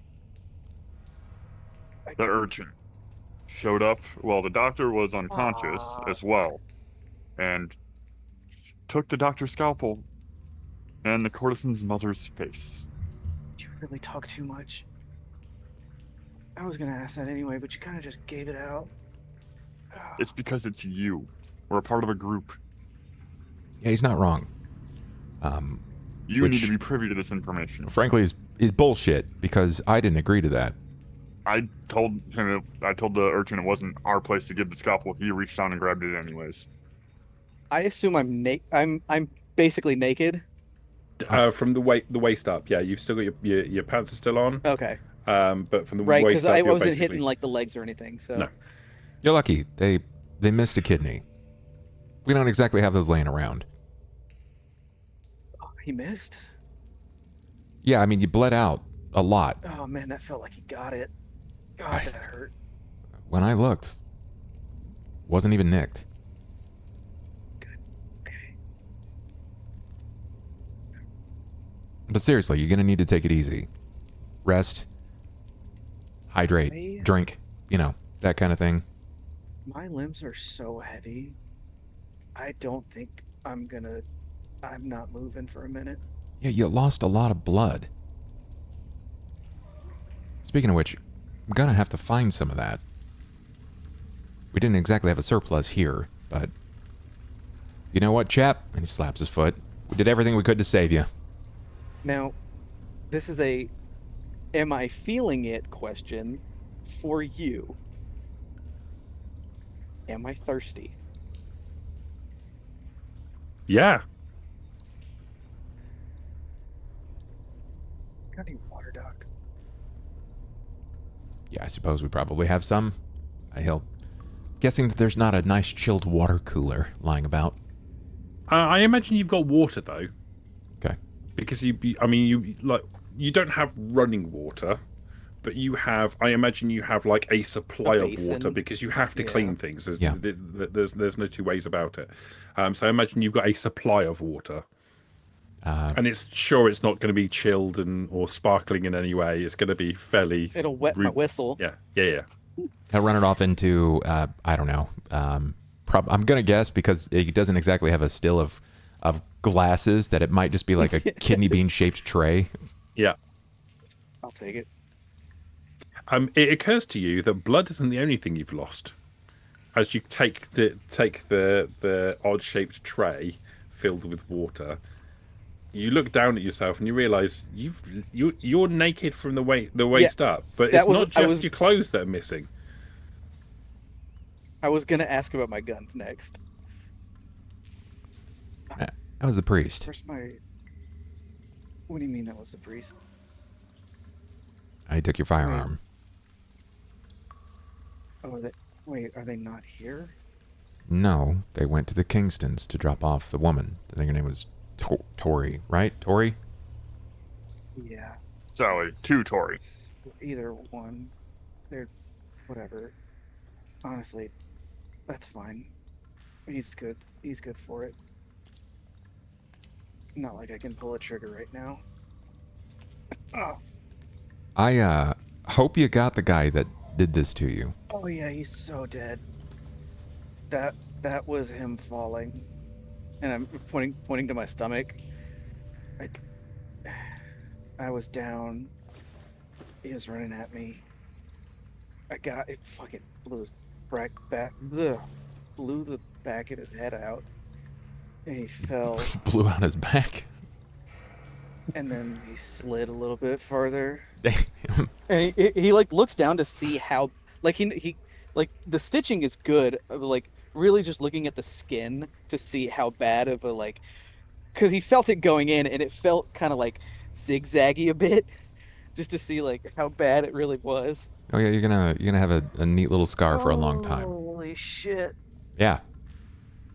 Hey, just bless it you didn't have a lot of belly and chest hair. Damn, Doc, those are good stitches. They call me a doctor for a reason. Don't worry. You've got plenty of time to figure out how to make it up to me. Like getting my scalpel back. I'd like that. Yeah, you've picked up while you were cleaning up. You picked up another scalpel, and it just didn't feel right. No. Like it was a scalpel. It was exactly the same thing, but Yeah. it didn't give you that sense of security that your other one did. Right. That was my scalpel. You may have seen others like it, but that one is mine.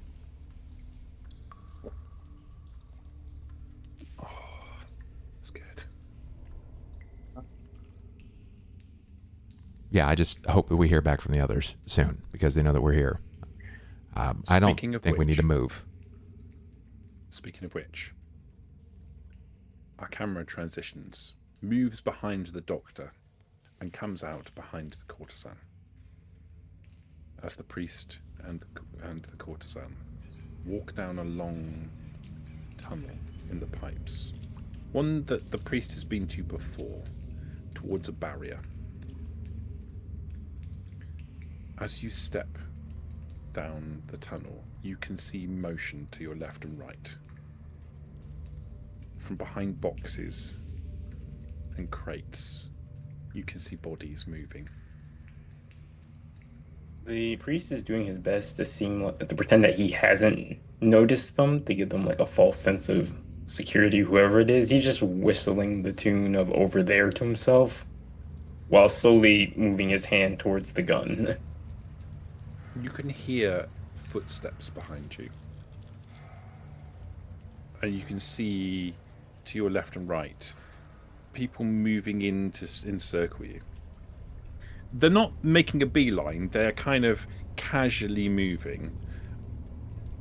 But some of them are holding like long, like wooden bats or metal pipes. A couple of them have machetes that are strapped to the leg, and they're kind of undoing the clip and slowly drawing out as they casually move into position around you. Do they look like Kingstons? Yeah, they've got brightly coloured clothing on them. Yeah, you're in the area where the party was taking place. It's just this is the run up to it. One of them steps out from behind a box in front of you. From not a box, there's like a barrier in front of you. Two barriers kind of staggered in front of each other. And one of them steps out, a woman with dark skin and untidy dreadlocks, wearing what looks like a brightly coloured gold and green and black, like a shell suit, like a track suit. She has a switchblade in her hand. And she walks out, but she doesn't look like she's walking casually to encircle you. She's walking directly towards you. Does her posture seem threatening? She has a slightly amused smile on her face, and she's flicking the switchblade as she walks. Okay. Like there's an aggressive, there's certainly a level of threat in her motions. All right. The courtesan casually folds her hands in front of her. Her hands, which are still covered in the transporter's blood, probably almost up to her elbows. And she tries very hard to just look cool as a cucumber. Special delivery from the doctor. She tilts her head to one side. What do we have here? More guests tonight. Courtesan? Priest? And who's your friend? You should be at least familiar with her mother, Tori. She stops. She's walking. She was walking towards you, flicking her blade. The blade stops in her hand. She stops dead in her tracks. You got the girl. She took a blow to the head, so I'd like to know where you want me to lay her down so she can get some rest. Follow me.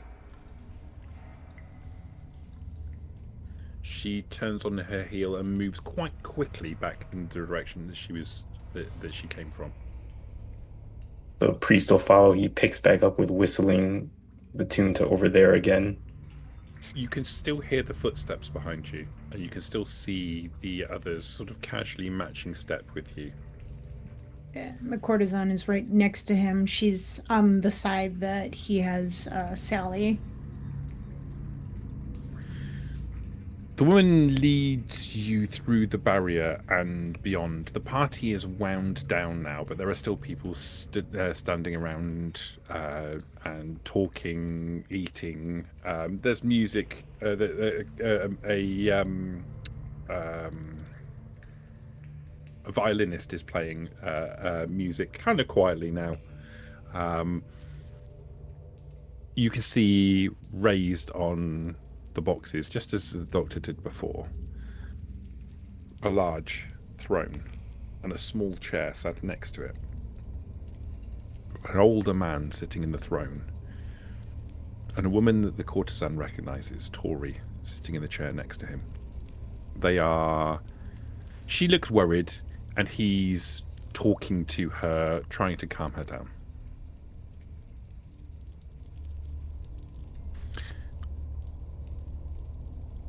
The woman turns to you, points at there's a set of packing crates.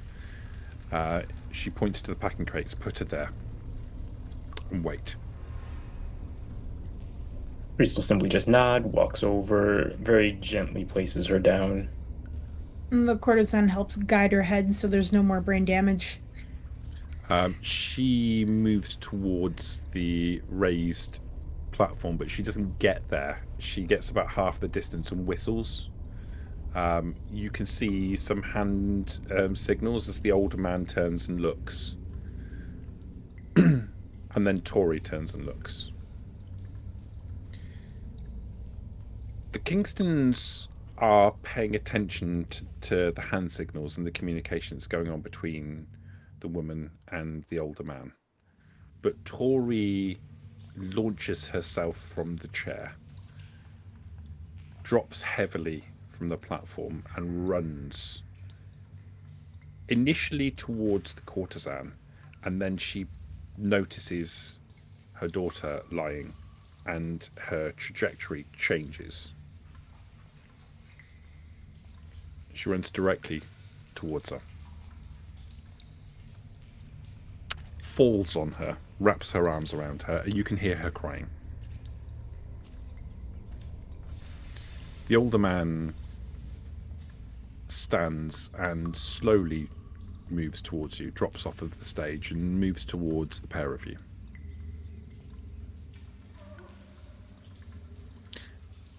His hands open and at their sides. At his sides, rather.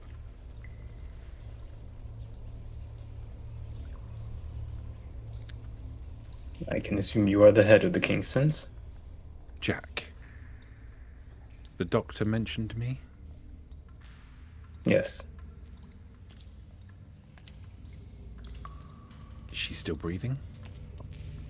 She just has she almost became a unicorn. Who did She. it? I'm assuming it was the people we took her from. The doc looked at her before we came here. She should come to in a little while. He said that she's probably going to have a bad headache for a few days. Who did it? We, through a series of strange events, we found her with the being dragged away by the cousin's men. He turns his head and looks at the woman who's kind of fallen into lockstep behind him. You see him make some complicated hand gestures, and she peels off and goes and speaks to a group who look like they start readying some weapons. Am I misremembering? I don't mean to deviate here, but like, am I misremembering, or I thought they were holding her specifically for the Turk, right? Like it was the girl that the transporter rescued that they just brought back. Yeah. Okay, so Well, so the people that the transporter and the courtesan rescued the girl from, yes, were the cousin's men, who had captured her after she had miraculously escaped the custody of the Turk's men. Okay, so they're working in tandem together then. Gotcha. That's all I needed, sorry. No. Don't misunderstand this. She escaped the Turk. Okay. Because that wall collapsed, and that wall collapsed because of some mysterious force. You guys made a deal. Mm-hmm. She escaped, but then immediately fell into the hands of the cousin. Completely unrelated. Got it. Okay.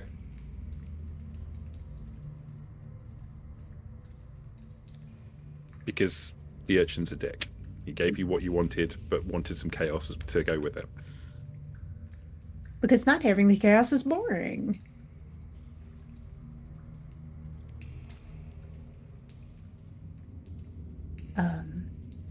But this is what the doc said we would deliver. I'm sorry. I'm sorry. She's she's out, but Courtesan, yes. you haven't got to worry. You have earned a favour from the Kingstons. Oh. Oh. Thank you.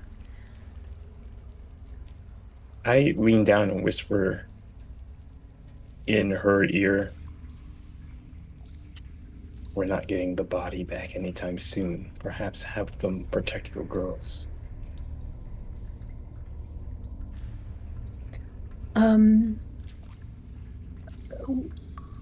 Unfortunately, Mr. Kingston, sir, Jack. Mr. Jack Kingston, sir. Just Jack. Jack. We do have a problem.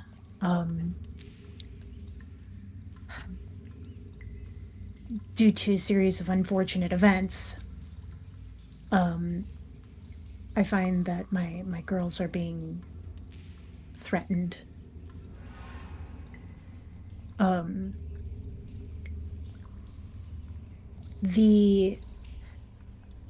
There's so many names to remember. Give me a clue. Billy Sullivan. Sullivan. Yeah, There we I was go. going through my notes that I had here, but I just didn't find the right one. Billy Sullivan seems to He think spits. same feelings.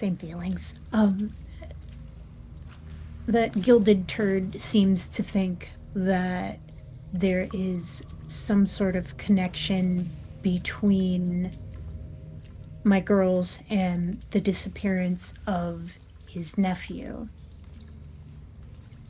and has threatened our livelihoods and our safety unless we find his nephew. I can't tell you where his nephew is. I don't know. We know where his nephew is. He's out of reach, even lower than we are now. Yes. I was wondering if it wouldn't be too much trouble if we would be able to get protection from the Kingstons until we are able to rectify the situation. I cannot give that indefinitely. I don't ask it indefinitely. But we will do what we can for you. You've done us a favour. We'll do you a favour. Thank you. We wished to take care of this today, and she holds up her hands. One of ours was gravely wounded trying to rescue Sally, The doctor? the transporter. Oh, that's a shame. So we find ourselves lacking Where is he? manpower. The transporter? Yes. He's with the doctor at the clinic. Will you go there? Of course. Of course. He steps off to the side, opens a box, and pulls out it's like a white plastic bag that's shrink wrapped. Is that the right word? Around Shrink wrap? Shrink wrap. a bulky kind of oddly shaped object. He takes it out and he hands it to you. It smells like it smells very fresh. It smells like fresh produce. Huh. Oh, Perhaps this will bring him some comfort. thank you. Thank you very much. Thank you, sir. Our people will watch over your establishments for as long Thank as we you. can. No, of course. Thank you. Thank you. And if we get to spill some Sullivan blood, we would not be unhappy with this. But I have to tell you two. Our attentions are divided elsewhere at the moment. The doctor told us about the Turk. Yes. We have people watching his establishment, waiting for the right time.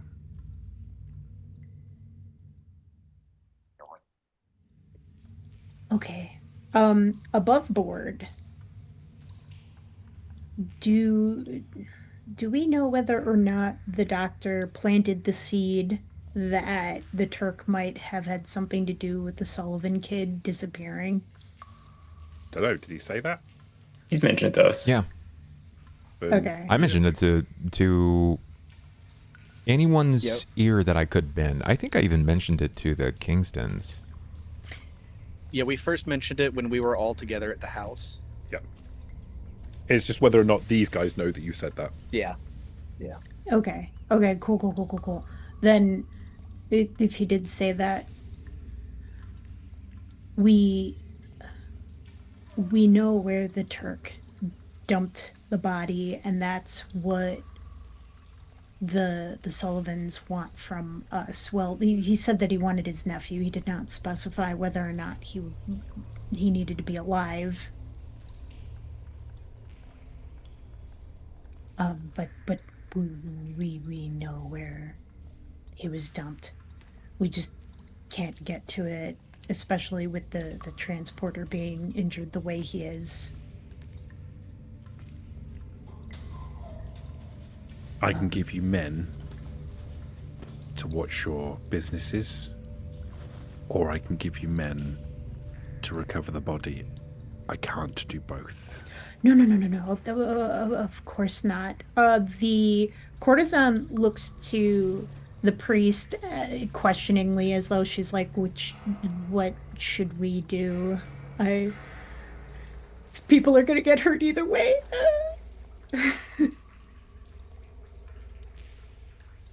Focus on you and your girls. We'll get the body once the transporter is well again. Okay. Then please watch over my girls. We'll handle the Sullivan kid. And again, He spits thank again. you. Yeah, same. Thank you so much. I really appreciate this, and I'm glad that we were able to do this for you, Jack. He nods slowly. The next time you come and see us,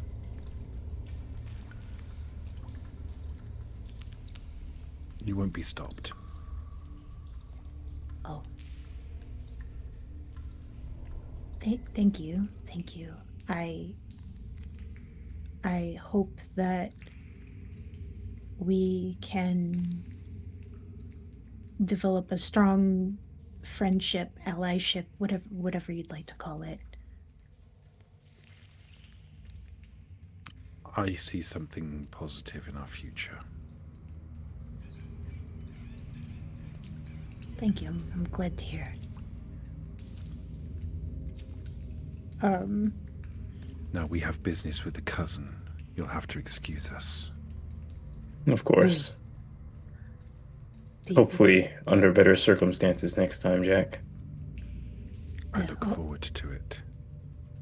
Be safe. Good luck. You hear him snort when you say that as he turns and walks away.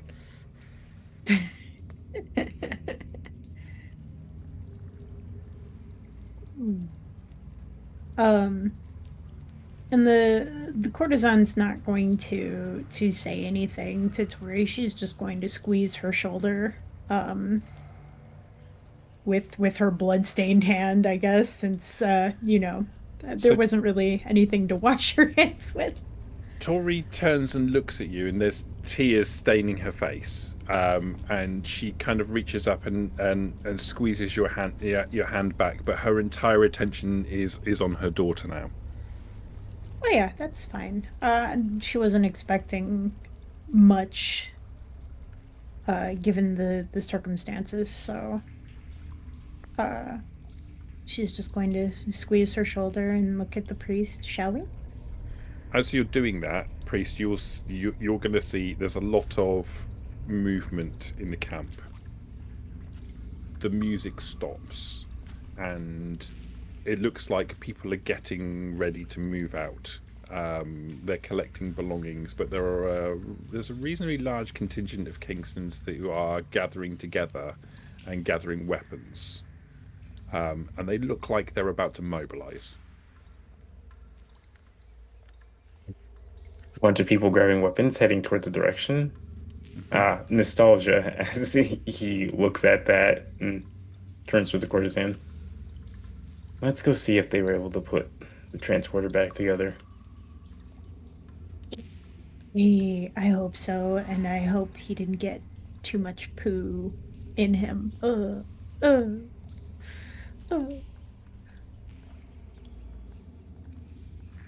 So she's going to let the priest lead the way.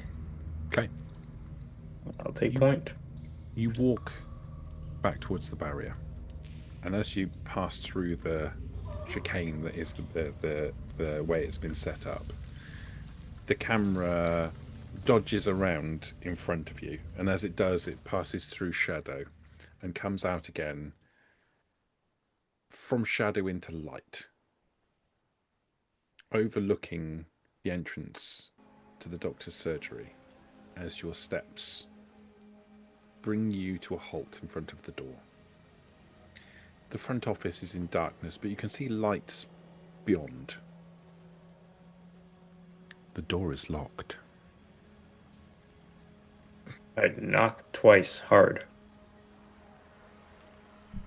If I hear it, I will very, very gingerly try to sneak a peek to see if it's, a welcoming presence. I imagine you've got like some kind of like there's like a poster on the wall with a picture of a lady smiling brightly and some slogan or something on it, and you've got like a little hidey hole so you can slide it down and Sure. her eye comes out of the way, and you can you see the priest and the courtesan standing at the front door. Oh, God, thank God. I'll zipper that back up and unlock the door. Come on in. Thank you. Okay. How Shut it and lock did again. it? How did it go? About as well as you might imagine. It's easier to care for people when they are in a clean and equipped area. He's in the back. He's awake. He's sore. Very pale. He's going to need a few days, I think. Well, luckily, we now have a few days. Kingston's agreed to watch over the girls for a time being. We don't have forever, but we've got some time. Well, that's good, because I don't know if we can recover this Sullivan kid's body without the transporter. I don't know. I'm going to find my way back down there. I don't know how this works. We go where we think we're going, but what if the body's moved and where we're thinking isn't the place anymore? But we're thinking of the body. Wait, did the above board, I apologize. Did the Sullivan guy say that we were to find him or specifically or that we were to bring him to him? You were supposed to bring. I can't remember what his name was now. Billy. Billy.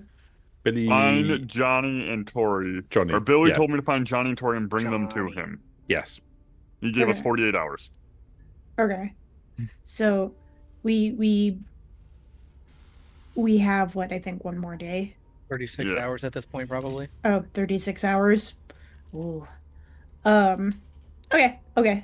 That I wanted to make sure that's what I thought the wording was. I just wanted to make sure. Okay. Um I mean we have 36 hours, but we don't have the manpower. The the Kingstons offered manpower to help us get the body, but I I need to protect those girls. I made an executive decision. Sorry.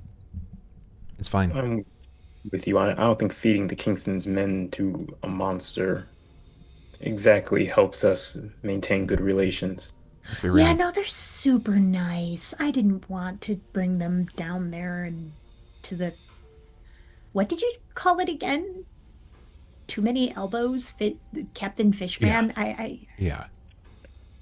Mm. I think that's what jump started my panic attack. Uh, I don't want to think about it too much. I know that that's a weaker area of expertise, and I'll leave that to people who are a bit more qualified with hunting. Okay. Okay. Yeah, no, the transporter's in no condition to go back down there in the time that we have. No, it was a good call, having the protection for the girls, because they will see it as a dual interest as well, because likely the Kingstons find their way to their bedsides, and it just makes sense. It's a tit for tat and a double dip. So it works for you, which works for us, and it works for them. I think they're itching to kill some Sullivans anyway, so let them come. There is going to be a lot of bloodshed. It's more than gonna. It's way more than gonna be just the Sullivans. We're gonna lose some Kingstons. If the Gambinos get involved, the Gambinos we're probably going to lose some, and the Turks men. Well, I mean, if how I anticipate this going down, I don't see any of the Turks men walking out of this. I mean, we can hope. Um, that's just going to leave us with trying to deal with the Sullivans, and the Kingstons can't. Their attention is split, probably between the Turk and now my request. They all we did was buy time. All we did was put a cork in the dam. So Does Billy know that we know where the body is? no, no. Not at all. We have not gone back and visited him since that first time. And the threat was to all of us, or just to you two? Just to us two and her us girls. two. Yeah. I even if the courtesan wasn't there, it's likely that they would have threatened all of us anyway. So, The courtesan because being there turned it from you guys to her girls, I think. And yeah, probably. where exactly was Jack and his men going? They're going to handle the cousin. Oh, Because there is a goose egg on Sally's head, and I didn't see what happened. I don't know how she got it. Yeah, well, best of luck to Jack and his men, because that hairy-ass titan of a man that was chasing us down the alley, not exactly thrilled, and I'm pretty sure that guy was with the cousin. But it was with the Turk. Or is that one and the same at this point? Not quite the same, but why the cousin would want the woman just because it was in an area that doesn't make any sense. But I don't know, Doctor. You've got a feeling he does like making sausages. yeah, there might be some debts there. It might be the same situation, right? Maybe the Turk has a squeeze on the cousin and he's got to do what he has to do, and having extra bodies on board, it certainly can't hurt the booming meat business. So how much longer do we have before the Sullivans try to strike you and your girls? 36 hours? 36-ish hours. 36 hours. He's not going to be ready in 36 hours. I mean- would hazard to say he'll be ready in 3 days.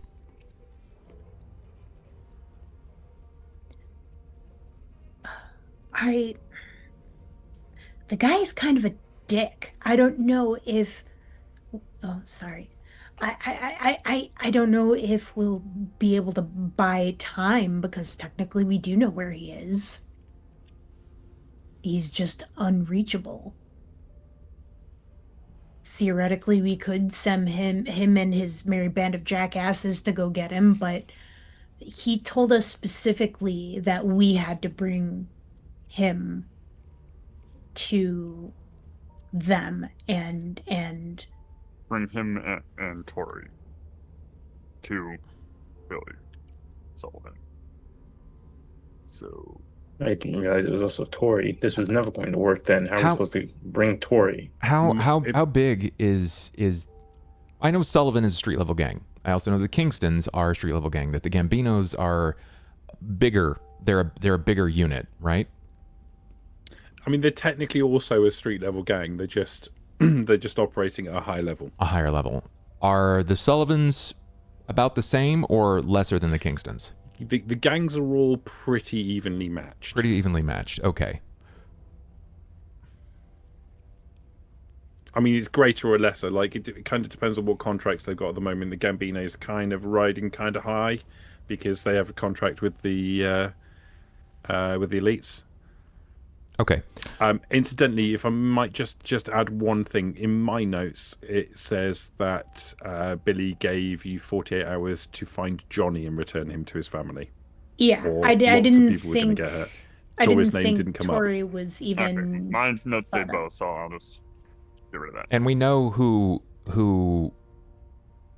killed. That was the Turk. The Turk disposed of him. That was 100% the Turk. Okay. That's why I was saying, hey, let's modify her memory to say that. You don't think the Turk realized who he was, or Yeah. rather, he, like, as far as the Turk was aware, like, the story that you're getting is, as far as the Turk was aware, some guy was harassing Tori's daughter, and she asked for help to deal with it. The Turk sent someone to go and deal with it, and probably still doesn't know that he's accidentally offed somebody, a member of the Sullivans. Okay. Does Billy Sullivan know the woman? I don't think he does. I don't think he's super well informed on what was going on with his nephew. No, he didn't have a fucking clue. Okay. Hale, I would like to go see Billy Sullivan. Okay, it's not far from where you are. I am going to collect some of my bloody, just one, a bloody rag, and I'm gonna be walking and kind of like wiping myself down and cleaning myself up. Like, discard the thought of the iodine, just making myself look like I'm a bit more of a mess than not. Okay. and I would Are like you to go going to the by Sullivan's yourself, or bar. you going by yourself, or are you taking anyone with you? If anyone would like to go, I think the doctor would say, I'm going to try to buy us time. That Do you means I'm want me going to to. come with? I don't want to come with, but I will. Do we think that'll help negotiations? I think it will keep some presences off our back. It will provide him with some answers, and he might be courteous enough to extend our time. Especially if we reveal some information. But I'll lead. And it seems like he already has a bone to pick with you for some reason. Courtesan, I don't know why. But he doesn't have the problem with me, especially since I've managed to patch up a variety of rivaling gangs. So I bet he would afford me at least 30 seconds. Okay. More than he'd afford me if I showed up empty-handed.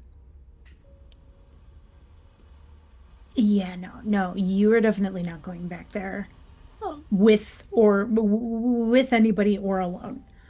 Unless we Yeah, have no, the body. he got pissy wissy with me, so I guess I shouldn't go. I he's he sucks. Like as much as the Turk sucks. And I won't be sad if somebody does a pew pew to him. But, maybe I'm biased, but he was a dick when I talked to him. Sure. No, he's a dick. Also, I is it okay if I wash my hands? Do you have a place? Yeah, I do. Just don't let him, and I point to the detective, don't let him drink any of the alcohol. This is for cleaning purposes.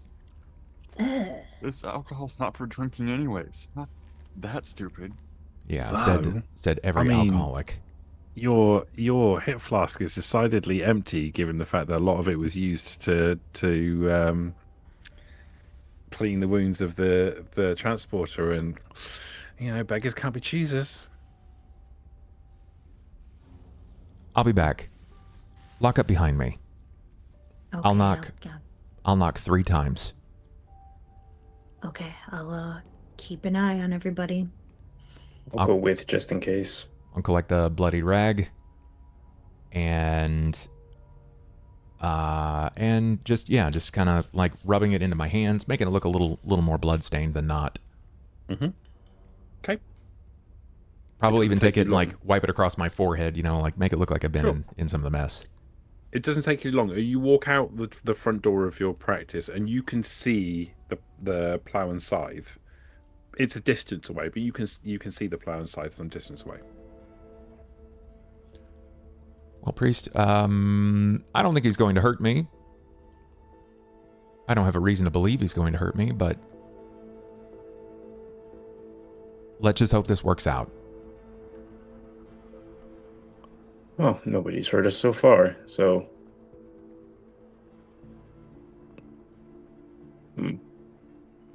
Okay. You make your way.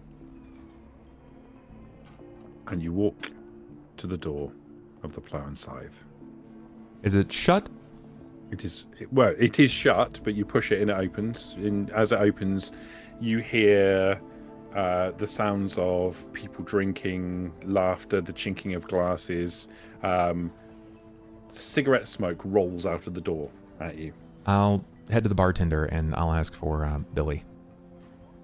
So as you walk into the bar, you can see there are a number of tables that are arranged, and there are grizzled-looking, hard-working men sitting around tables.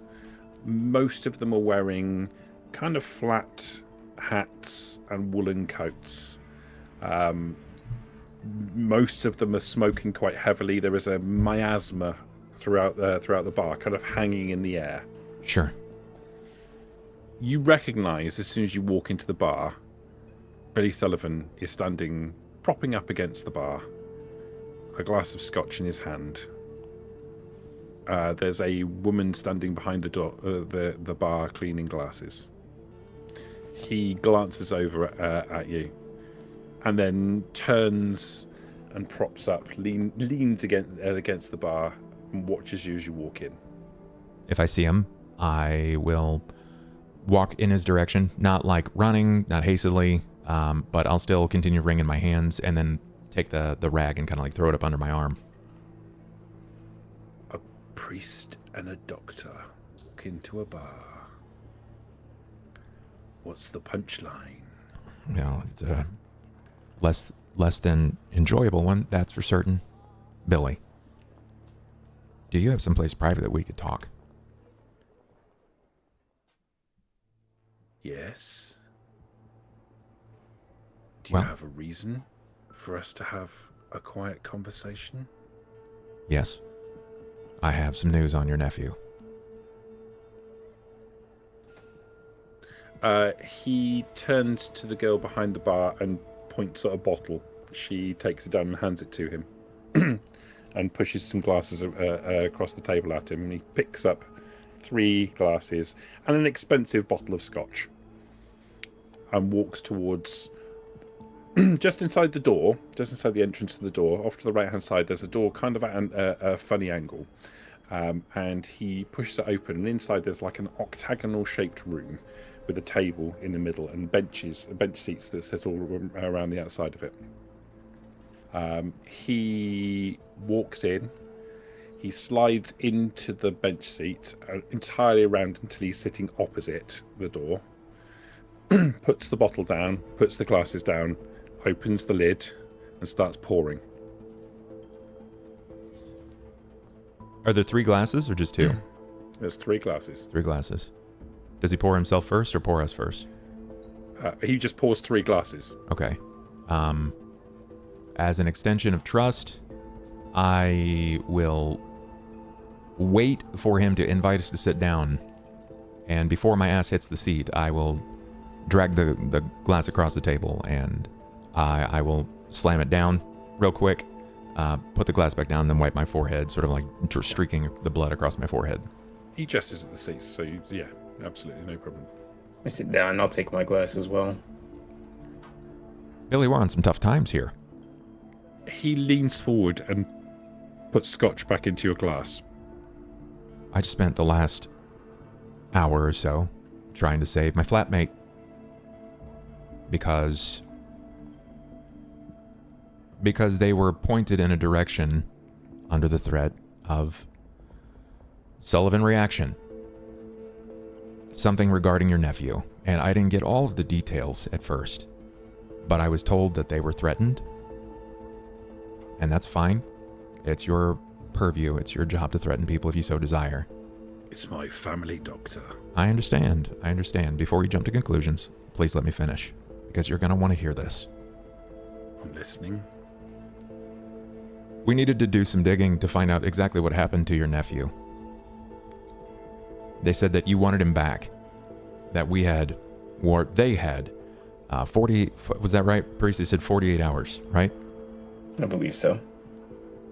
They had 48 he hours. reaches into his pocket and takes a silver pocket watch out, opens it, and then closes it again and puts it back into his pocket. Well, we decided to do some digging. We spotted all the last places that your nephew was at. We checked the courtesan's house where they were at, or where he was last spotted, and were able to get a lead. And after following it, we got some information that you're going to be less than happy about. But more importantly, we figured out why he wound up the way that he's wound up. Mr. Sullivan, your nephew's dead. He's dead at the hands. He's halfway towards. His glass is halfway towards his lips, and he stops. Your nephew's dead at the hands of the Turk. And upon our attempt at retrieving his body, we were intercepted by his men, which is why the transporter just spent the last hour on my operation bench, and I tried to save his life. I was successful, but he's not exactly going to be moving anytime soon. A direct stab to the kidneys and the chest will do that to a man. Now, this is his blood, and I didn't earn it. But the threat to our lives in an attempt to save your nephews. We can't make it happen without him, because only he knows how to find his body. I can't move through the sewers without him. I can't get you his body back without the transporter. You have to give me another day or two to let him heal up. Or you have to buy us some time with the Turk and keep his men off our ass. Because that's what we're combating against. You come here and you tell me my nephew is dead, and you make demands of me. I'm trying to give back to you what you asked for. I understand the importance of family, Mr. Sullivan, as I don't have much myself these days. You hold on to what's important. I get it. But I can't get you yours when the Turk is so desperately trying to cover up the murder of your nephew by taking us out. Now, why would he be trying to hide the murder of your nephew? He has no reason for attempting to kill my flatmates. There might be a little bit of shame there, I think. Or maybe he's afraid of the repercussions of what happens when the Sullivans become involved and he realizes that he took out your nephew. Or maybe I'm completely wrong. But you can tell that to the transporter who's been freshly stabbed through. When he realizes.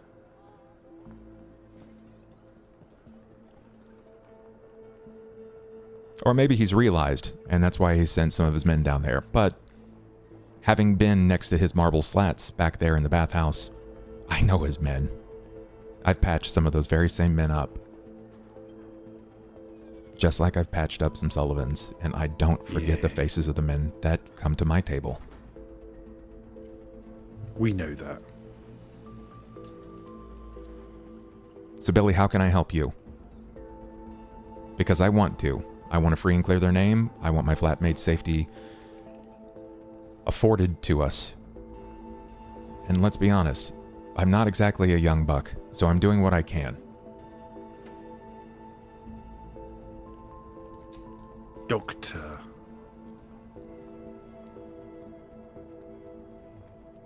You've earned yourself a little respect around here.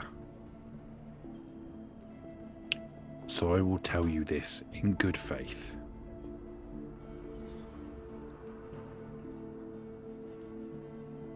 Your companions came to me and they insulted me.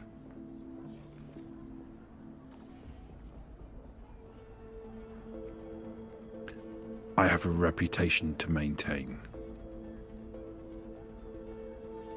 I cannot let that slide.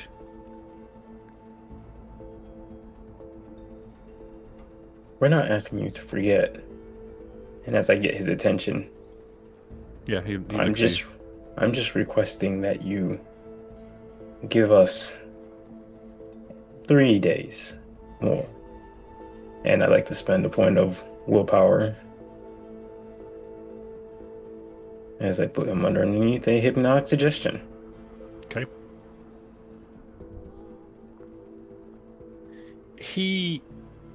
As you're talking, he puts the glass down on the table and he pauses. Like, you've seen this look in people's eyes before when you've done this. His eyes go a little glassy. He shakes his head. You haven't seen that reaction before.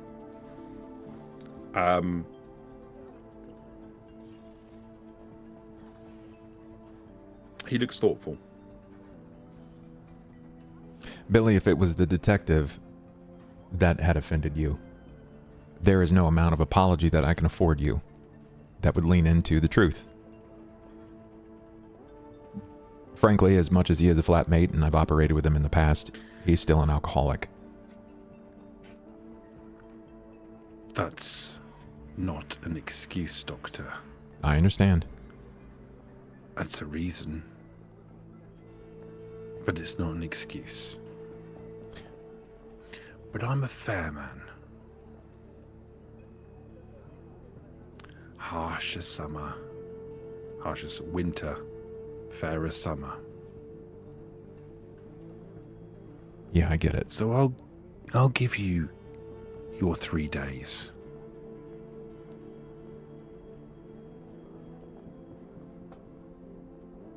But if after those 3 days my nephew's body isn't brought back here for me,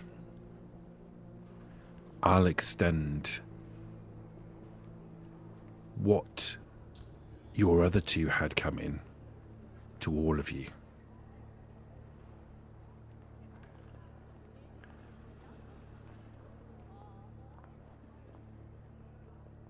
Sure. It won't come to that. But sure. Let's hope not. Because I would hate for us to come to blows, Doctor. And you, Priest.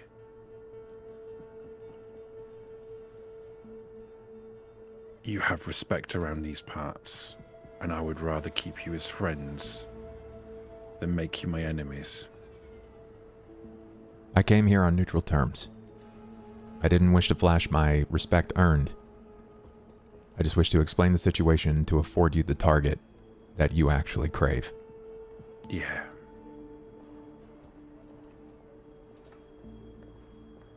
That's all I need Do to you know. do you have evidence of what the Turk has done? I have evidence that Billy was getting handsy with a woman. The Turk told me himself. And the Turk wanted me to do something about it. He wanted me to handle the woman. But she's in the wind. I don't know what it is. Apparently something happened and she's gone. Whatever that means, maybe the Turk handled her himself, because that would look real bad, losing someone that you captured. Either she's out there floating somewhere, or he got her and he handled her himself. Now I couldn't possibly have helped him as I'm dragging my ass through the sewers looking for your nephew. I don't know who this person is. All I know is I'm sick of the Turk being on my ass. If you want my honest opinion, I don't think the Turk realized who your nephew was until it was too late. And now he's trying to cover it up. And because we know where the body is, I have a feeling they're probably not going to stop. For what it's worth, if we had some extra help, we could probably get your nephew sooner. I'm not asking the world. But if you had 2 extra hands, it certainly couldn't hurt when we head back down into the sewers. Doctor, I can hardly send help when I've told you to go and do a little job for me. I could have sent my own boys to do that. But what I can do,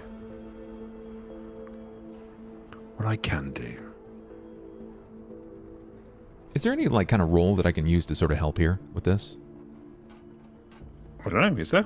Let's see. I have diplomacy, I've got manipulation, and based on my Yeah, you could try that. based on my traits, I'm a conniver. You could try that. I'd like to try. Give him a go. I got some numbers. You have. Okay.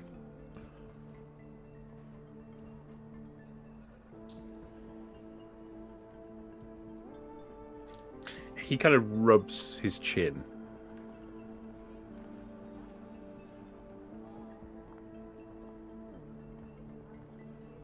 It's difficult because I can't be seen to be lending you aid. Doesn't look right. No, I understand. Forgive me, Billy. I didn't want to even assume. But I see your point. So how about this?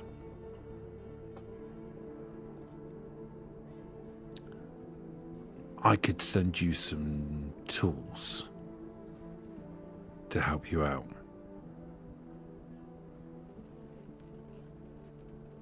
My delivery guy, they're always armed.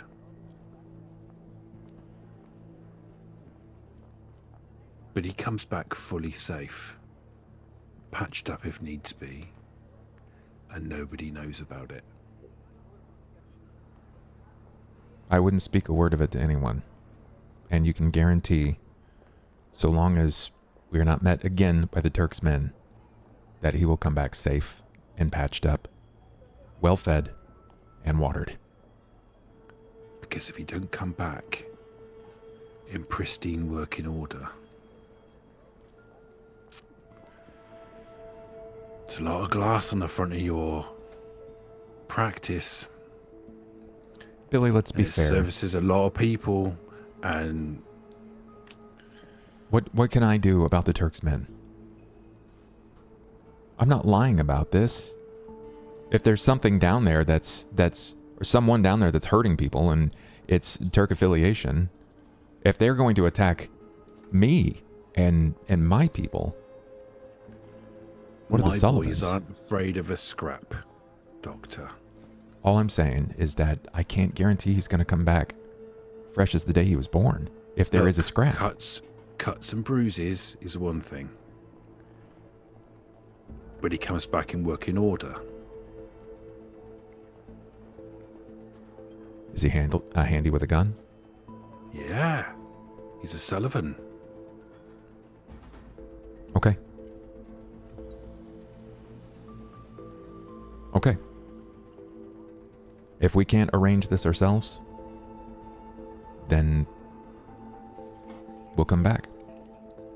He works with you.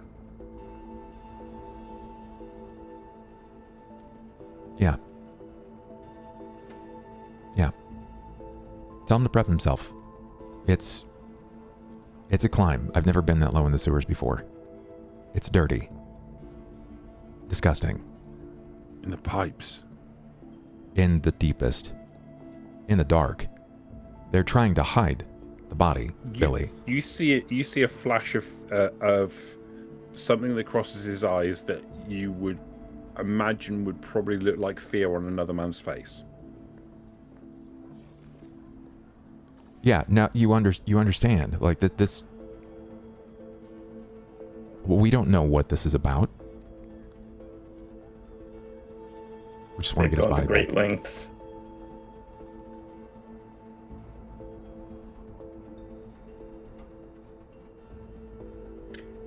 He turns to look at you, priest.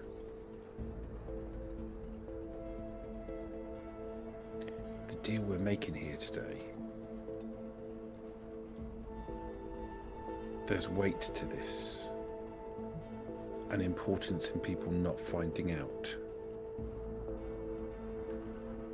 And when I say people, I mean any people. Do you understand my meaning? I know you truck with secrets. This one stays a secret.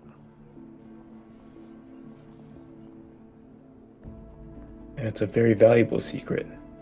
They tend to degrade as they spread around. We'll keep its value. This stays between us. So its value keeps.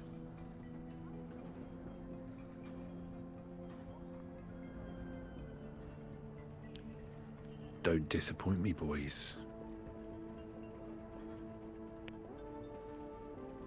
Billy, I can't sit here and pretend like I didn't just see what rolled over your face. I'm the doctor. I'm supposed to watch for the most minute of details. Is there something we're supposed to know about down there? Be fucking careful with your words. You didn't see nothing. Billy, we're in private company. And what happens here will never leave this table. If there's something down there that I need to be worried about, Then I gotta know. There's all sorts of shit down there. It bubbles up from time to time. And we gotta go and deal with it. That's our job. That's what all the gangs do. All the families. We keep you all safe from what comes up out of that space. And some of the things that come up out of there, they concern even me. And I ain't scared of nothing. So then you think that his body was placed there to be what? More than disposed, eaten? It's fucking mad. He's fucking mad. You don't fuck with the dark. Apparently None of the families would do that. Yeah, well, apparently None it's of us. not of concern to the Turk.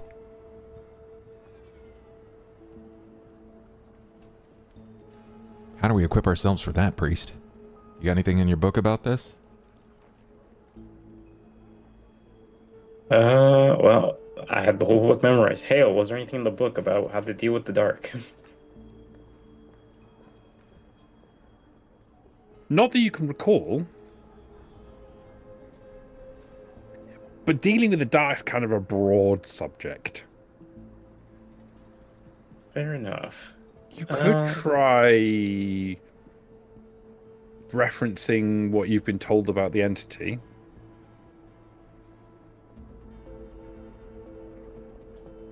And is it? Do you want to make this a roll, or because like I can just always reread the whole book again, like right here in this conversation? Do an intelligence academics check. In academics. Wow, that's terrible. But I can't think of anything else the roll would be. Yeah, this system is kind of wonky. It's really hard trying to call up like what would a memory test be. Yeah, it sucks, doesn't it? Well, I mean, if it's memory related, then my photographic memory should kick in. Okay, yeah, all right, that's fair. That's completely fair. Photographic memory kicks in. Can you make a willpower check for me? Sure thing. And am I rolling just my total willpower or unspent willpower? Total willpower. I'm so glad that you guys have access to superpowers, because all I am is a super liar. That one wasn't even a power, that was just a trait.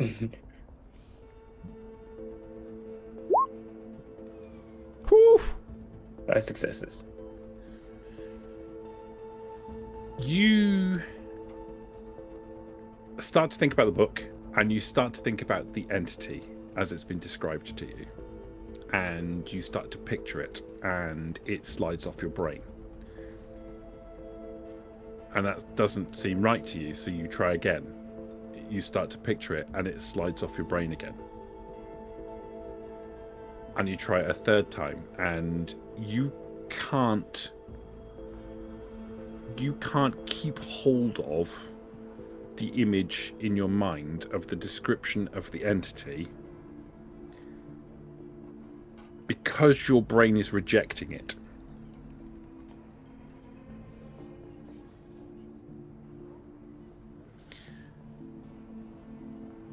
Words of the description itself are sliding off. Like, you know what the words are. You have a cognitive understanding, but when you try and summon up the concept of it, your brain just goes, nope.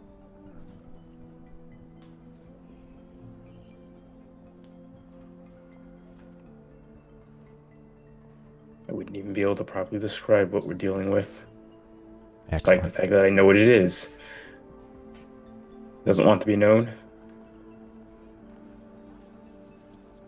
Yeah, well, I can think of a certain mercurial bastard that might help us out. We don't mention him in here. I don't like mentioning him at all.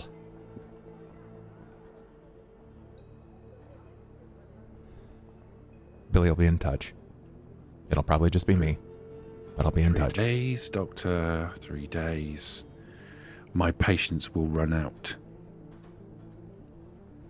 Billy, if I'm dead, it doesn't matter anyway.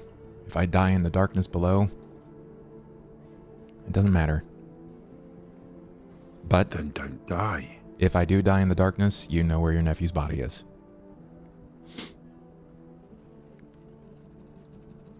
Thank you for the scotch. I'll drink the second glass, and then I'll start sliding myself out. He pushes the bottle across the table towards you. Take it to your friend. Got it. A transporter, of course. We're certainly not giving it to the detective. He doesn't laugh. I'll walk back to the practice.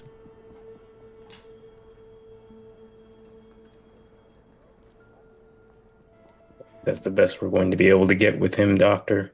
Yeah, I'm afraid that you're right. There's not really going to be a lot of other options there, and I don't think Billy is that much of a pushover, but I think he's going to have his hands full really, really fast. He pushed back against my trick. Yeah. You don't think that's necessarily true? You don't think it's necessarily true, but he was like, you think you succeeded, you think it worked, but you saw him like his mind is stronger than most. Yeah. And while it was successful on him, he pushed back even though it was successful. Yeah, that's what I was thinking. It's like, I don't know how much more, like, if we need to, we can, like, push him with that ability, because he clearly was like, his brain was like, no, I don't want to, but it beat out Yeah. anyway. Yeah. You think that if you'd have pushed it harder than that, he probably would have resisted harder. 3 days was probably as far as you could push that without that being messy. What do you think he meant by that? By it's the gang's job. Like, do you think that's what it meant by, like, the guy who walked us in at the bar, the noodle place? He told us what our roles are. Do you think that's the maybe the job of the gangs is that's their role here? Maybe it could just simply be that those creatures do, I mean, we believe the one that we know of is trying to eat the body, but there can't always be bodies down there. Perhaps they do try and come up sometimes, and the gangs fight back. I don't know if we're going to have much of a body to retrieve. Think about it. It's been a couple of days already, and you said the Oracle saw a body in the depths with whatever that thing was. There can't be much of a body left. Gonna have to try and grab something. Maybe we get lucky and we find a skull. We can claim it's his. No, he's not gonna buy that. What do I know about the Sullivans? Like, what is their identifying? Like, we know that the Kingstons wear bright colors. What do the Sullivans have? Woolen coats and flat hats. Woolen coats and flat hats. They're very well equipped compared to most of the street level gangs. So, like the Kingstons are like they've got a couple of guns, but most of their stuff is kind of pipes and bats. Yeah. The Sullivans, quite a lot of them have pistols. Many of them use knives. Okay. But quite a lot of them have pistols, which is pretty rare in Undercity. There aren't that many guns around about the place. And I'm gonna guess that they probably pass through the upper echelon before it makes their way into the lessers. In fact, there's a strong chance that Billy gave him the gun himself. Yeah. So if we can find that gun, or if we can find the woolen coat, or like the newsy cap, then that might be enough if we can just explain, because I don't know if he's going to follow through on sending that guy with us. He could, but realistically, I don't want to be seen traversing with any of the Sullivan's men, particularly down there, knowing that we're not far from the Kingstons. So, Well, I mean, hats like this. yeah. Oh, yeah, the newsy hat. Yeah. Yeah, we'll have Uh, to see what we can do. well, theoretically speaking, above board, theoretically speaking, if they do send the guy, we have a witness. Oh yeah, but he wants something, right? It was just the way that he responded to that, to the dark. That sort of lets me know that we are kind of out of our depth. Yeah. Means we definitely want the guy with the super gun power with Yes. us. Yes. Where is that little bastard at? I got beef with you, urchin. He needs a bell on him, dude. He needs a bell on him so hard. Kids are so creepy. Okay. Knowing we go back knowing to our practice. luck, we'd put a bell on him and somehow it stopped ringing. Most certainly. All right. Head back to practice. At the very least, to give the transporter the scotch. He got fruit, he got scotch. I'll give him his gun back. Oh, He's yeah, got everything he could want. The package that came from the Kingstons is a vacuum sealed bag, and when you open up, it is a huge punnet of fresh strawberries. Ooh. She's probably sitting before they get there, she's probably sitting on the edge of whatever bed the transporter is laying on, snacking on strawberries, going, and that's what MPreg means. Any questions? Nom nom nom nom nom. There's three knocks at the door. Oh shit, hang on. I'll go unlock it. Oh, okay. I can tell you more about You were- internet trash. Save me. As soon as you unlock the door, you can smell it. You Oh, can the alcohol. smell that they're carrying scotch. You just know it. Where is it? No. No, it's not for you. I mean, I resisted drinking all your alcohol in here. I can drink that instead. Your choice. Yeah, I still have the transporter's gun. The alcohol in here would have you pissing out of your ass. So good luck with that. This was specifically for the one that got stabbed repeatedly, mind you. If he wants to share with you, that's on him. Okay. I start walking over to one of his alcohol cabinets. Shoot him. Just shoot him right here. I can heal him. Shoot him. I'll roll for it right now.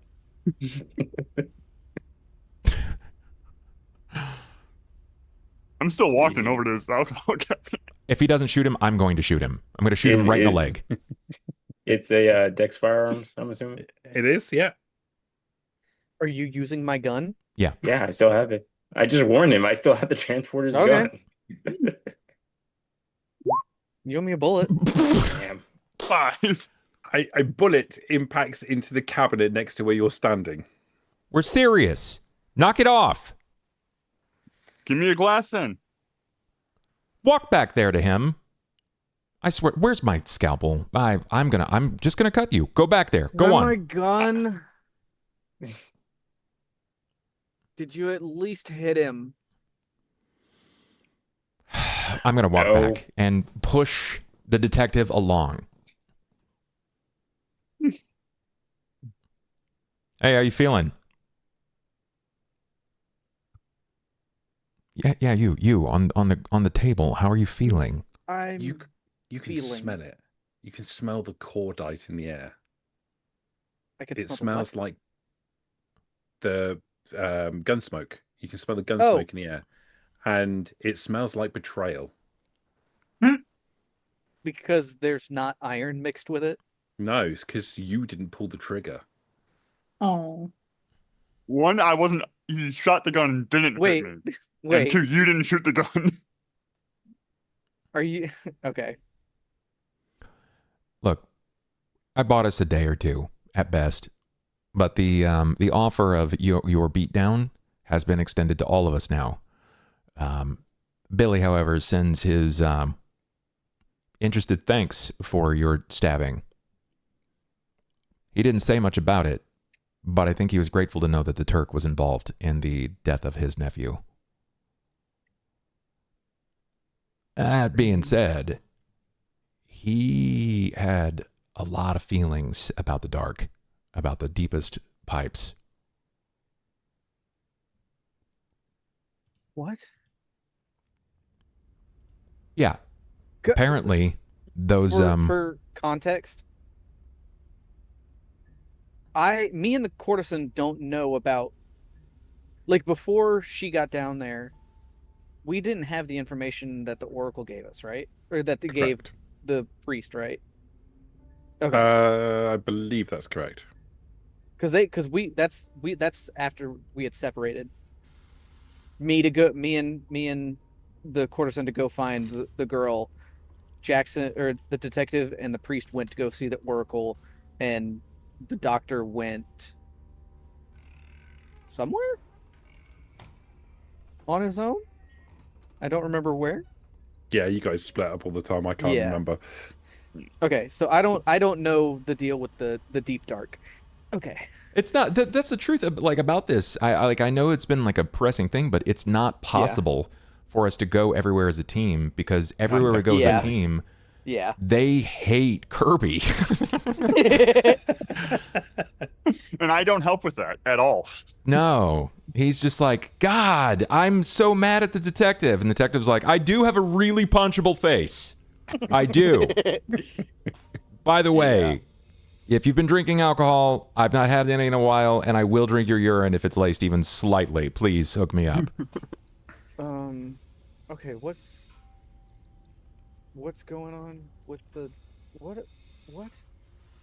Yeah, apparently the gangs are in charge of eradicating the darkness or the threat that looms in the darkness down there in those deep pipes.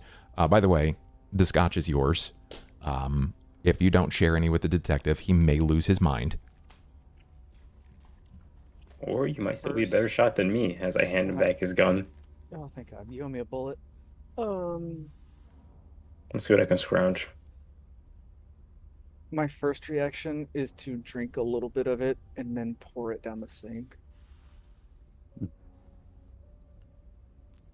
Second, what does the deep dark bad have to do with us?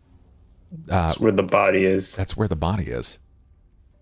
Oh, hooray. That's where the Turk dumped the body of his nephew. Oh, and we gotta go get it? So Mr. Too Many Elbows is some of that nasty that lurks in the dark. What? There's a creature with too many elbows. I would give you a better description, but I literally can't. Oh, that sounds terrible. Oh, that's not true. You can say the words, but when you try to imagine the thing, your brain just pushes it away. Like it's almost like a defense mechanism. You can say the words perfectly fine, but you just can't imagine it. Cool. I give everyone the cognito hazard. That is the Mr. Too Many Elbows Fishman down in the dark. Okay, I'm doing this, but I can't lift my fucking arms. Okay, so we have to go retrieve Billy. No, not Billy. What's this fucking kid's name? It's Billy Sullivan's nephew. Yeah, whatever. We have to Johnny. go get his body from the weird fish man with too many elbows. Yep. That is, from what you're saying, eating it, potentially? Doing something with it, but it was enough to shake Billy Sullivan, and apparently all of the gang's job is to help with the pressing threat of what lurks below. And him knowing about that's where his nephew's body is, still wants us, 5 idiots, to go against or sneak past the thing that all of the gangs work together to kill? Yeah, well, here's the interesting thing. I've managed to guide away most of the problems. The Kingstons are working right now to handle the cousin or the cousin's men, and they are setting up to handle the Turk. The Gambinos are investigating some of the lower gangs' involvement and the Turks' desire to continue growing. A lot of the information that I had seemed to spark some interest, particularly about oh, that's convenient, that strawberry package right there. What? Oh, The courtesan Yeah. she's got one like halfway in her mouth, like, huh? Yeah. gimme, We can gimme. we can take that to the Gambinos. They wanted some proof. Can I have a couple? Yeah, she's shoving one like into your Oh, face, oh. poking you in the mouth. Oh God. Okay. Well, the Hale, Gambinos can I wanted eat it? proof, and if we can manage to guide all of these missiles in the direction of the Turk, then that problem is eradicated. The Kingstons already have it out for them, considering that this has all gone down courtesy of the Turks' actions. The Sullivans are pretty frustrated because, well, let's be real, the leader of the Sullivans' nephew was murdered by the Turk and his men. And he's a dick. Yeah. And he's a dick. And the He had Gambinos, it coming. I feel like they're probably about balanced to some degree. I feel like, I mean, in all the gangs that we've met, Unk and the Gambinos are the most like mentally stable and like, yeah, I'm okay with them right now. The Kingstons are nice. No, the Kingstons are cool. I haven't met. I mean, I've done some work for the Kingstons apparently. The but Kingstons are still a gang. And if we had failed to Yeah. deliver, it would have been bad. we would have been on the opposite end of their graces and not in a positive way. That's where we're standing right now with Billy Sullivan and his men. So we bought ourselves a little more time, and I'm going to guess that they're probably going to forward some sort of affront at the Turk and his operations. The Turk's got a lot of fire right now, and the only thing that we are forced to do is figure out how to find the body of the nephew. Once we do that, I would say that we're mostly free and clear. Mostly. Are we still having to dodge the Turks, guys, Oh, for yeah. the time being? Oh, yeah. Okay. Hopefully Yeah. they'll be caught up with everyone focused on him, but we probably still need to dodge some of them. Who here had the most rapport with the uncle? I talked to them, but she went out of her way to ask you. Probably. I don't know. The I- detective I opened don't- his mouth and let all the Yeah. secrets fall out, so she quite likes him. Like past rapport, did it feel like any one of us had more than the others? No, not really. Not really. I mean, she genuinely likes the detective because he opened his mouth and told her what Yeah. she wanted him to If that's- what she wanted to know. If that's a perception, then I will maneuver the rest of the strawberries into the petri dish, Aw. and we'll I don't know, burlap bag this, and I'm gonna hand it to him. I mean, you still can have your strawberries. they're in a dish. Okay. Oh, you're putting some in a dish and putting the others in a burlap sack. Gotcha. Okay. And I'll hand this to the detective. Find the Gambinos, give this to them, say it was based on what the doctor said last about the Turk. And I'll save you some alcohol if you can do that. Okay. The second I leave, the next scene is going to be me with a glass of alcohol anyway, so you know. But I'll grab that and walk out the door. Am I eating the strawberries normally and they taste fine? They taste amazing. Okay. Your mind has eaten strawberries before, Mm-hmm. and it's no big deal, right? Your body, Yeah. this is magnificent. Your body Okay. responds to it differently to the way your mind does. I thought you were gonna say your body fucking hates these. No, your body thinks that, like, your body doesn't think anything. Your body reacts to it like this is something that you haven't tasted in decades. Right. Yeah. Yeah. It tastes sweet and it tastes fresh, and imagine a person who basically just eats McDonald's their entire life, and someone puts a prime steak in front of them. Like, the difference in flavor, the difference in texture, the difference in freshness, like this isn't like the strawberry puree stuff, the fake like sort of overly sugar strawberry parfait stuff that we would be getting in like the shops around here that I grabbed little treats from, like fake strawberry. These are fresh. So, let me give you an example of how this works for you, right? Your body, back in the Victorian period, they used to sell strawberry jam, right? Not strawberry jam, raspberry jam. Yeah. But they didn't sell raspberry jam. What they sold was beetroot jam because you couldn't get raspberry jam. And what they used to, there was an industry in London where they used to whittle. They used to employ people to whittle the pips from raspberries out of actual raspberries. No, out of pieces of wood to put into beetroot jam, so they could sell it as raspberry jam. And people were just eating little bits of wood. This is what people would eat, thinking that was raspberry jam. Your body has been eating that for all this time and suddenly gets a real raspberry. Yeah. Okay. Got it. Doc, you got any painkillers in here? Like anything? You got everything running through you right now. I promise. Oh no. If you're feeling bad, you could feel a lot worse. No. Get comfortable. I'll prop your legs up. Oh, God. Okay. I think at this point, it's a good time for us to draw a veil over our story tonight. I think so too.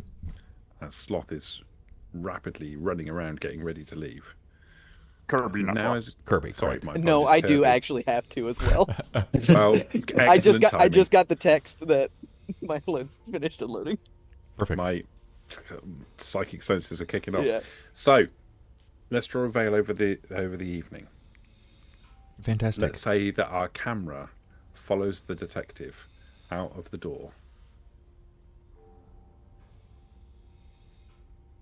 zooms in to his back, and as the camera fades into darkness, our story will end for now, and we'll pick up again next time.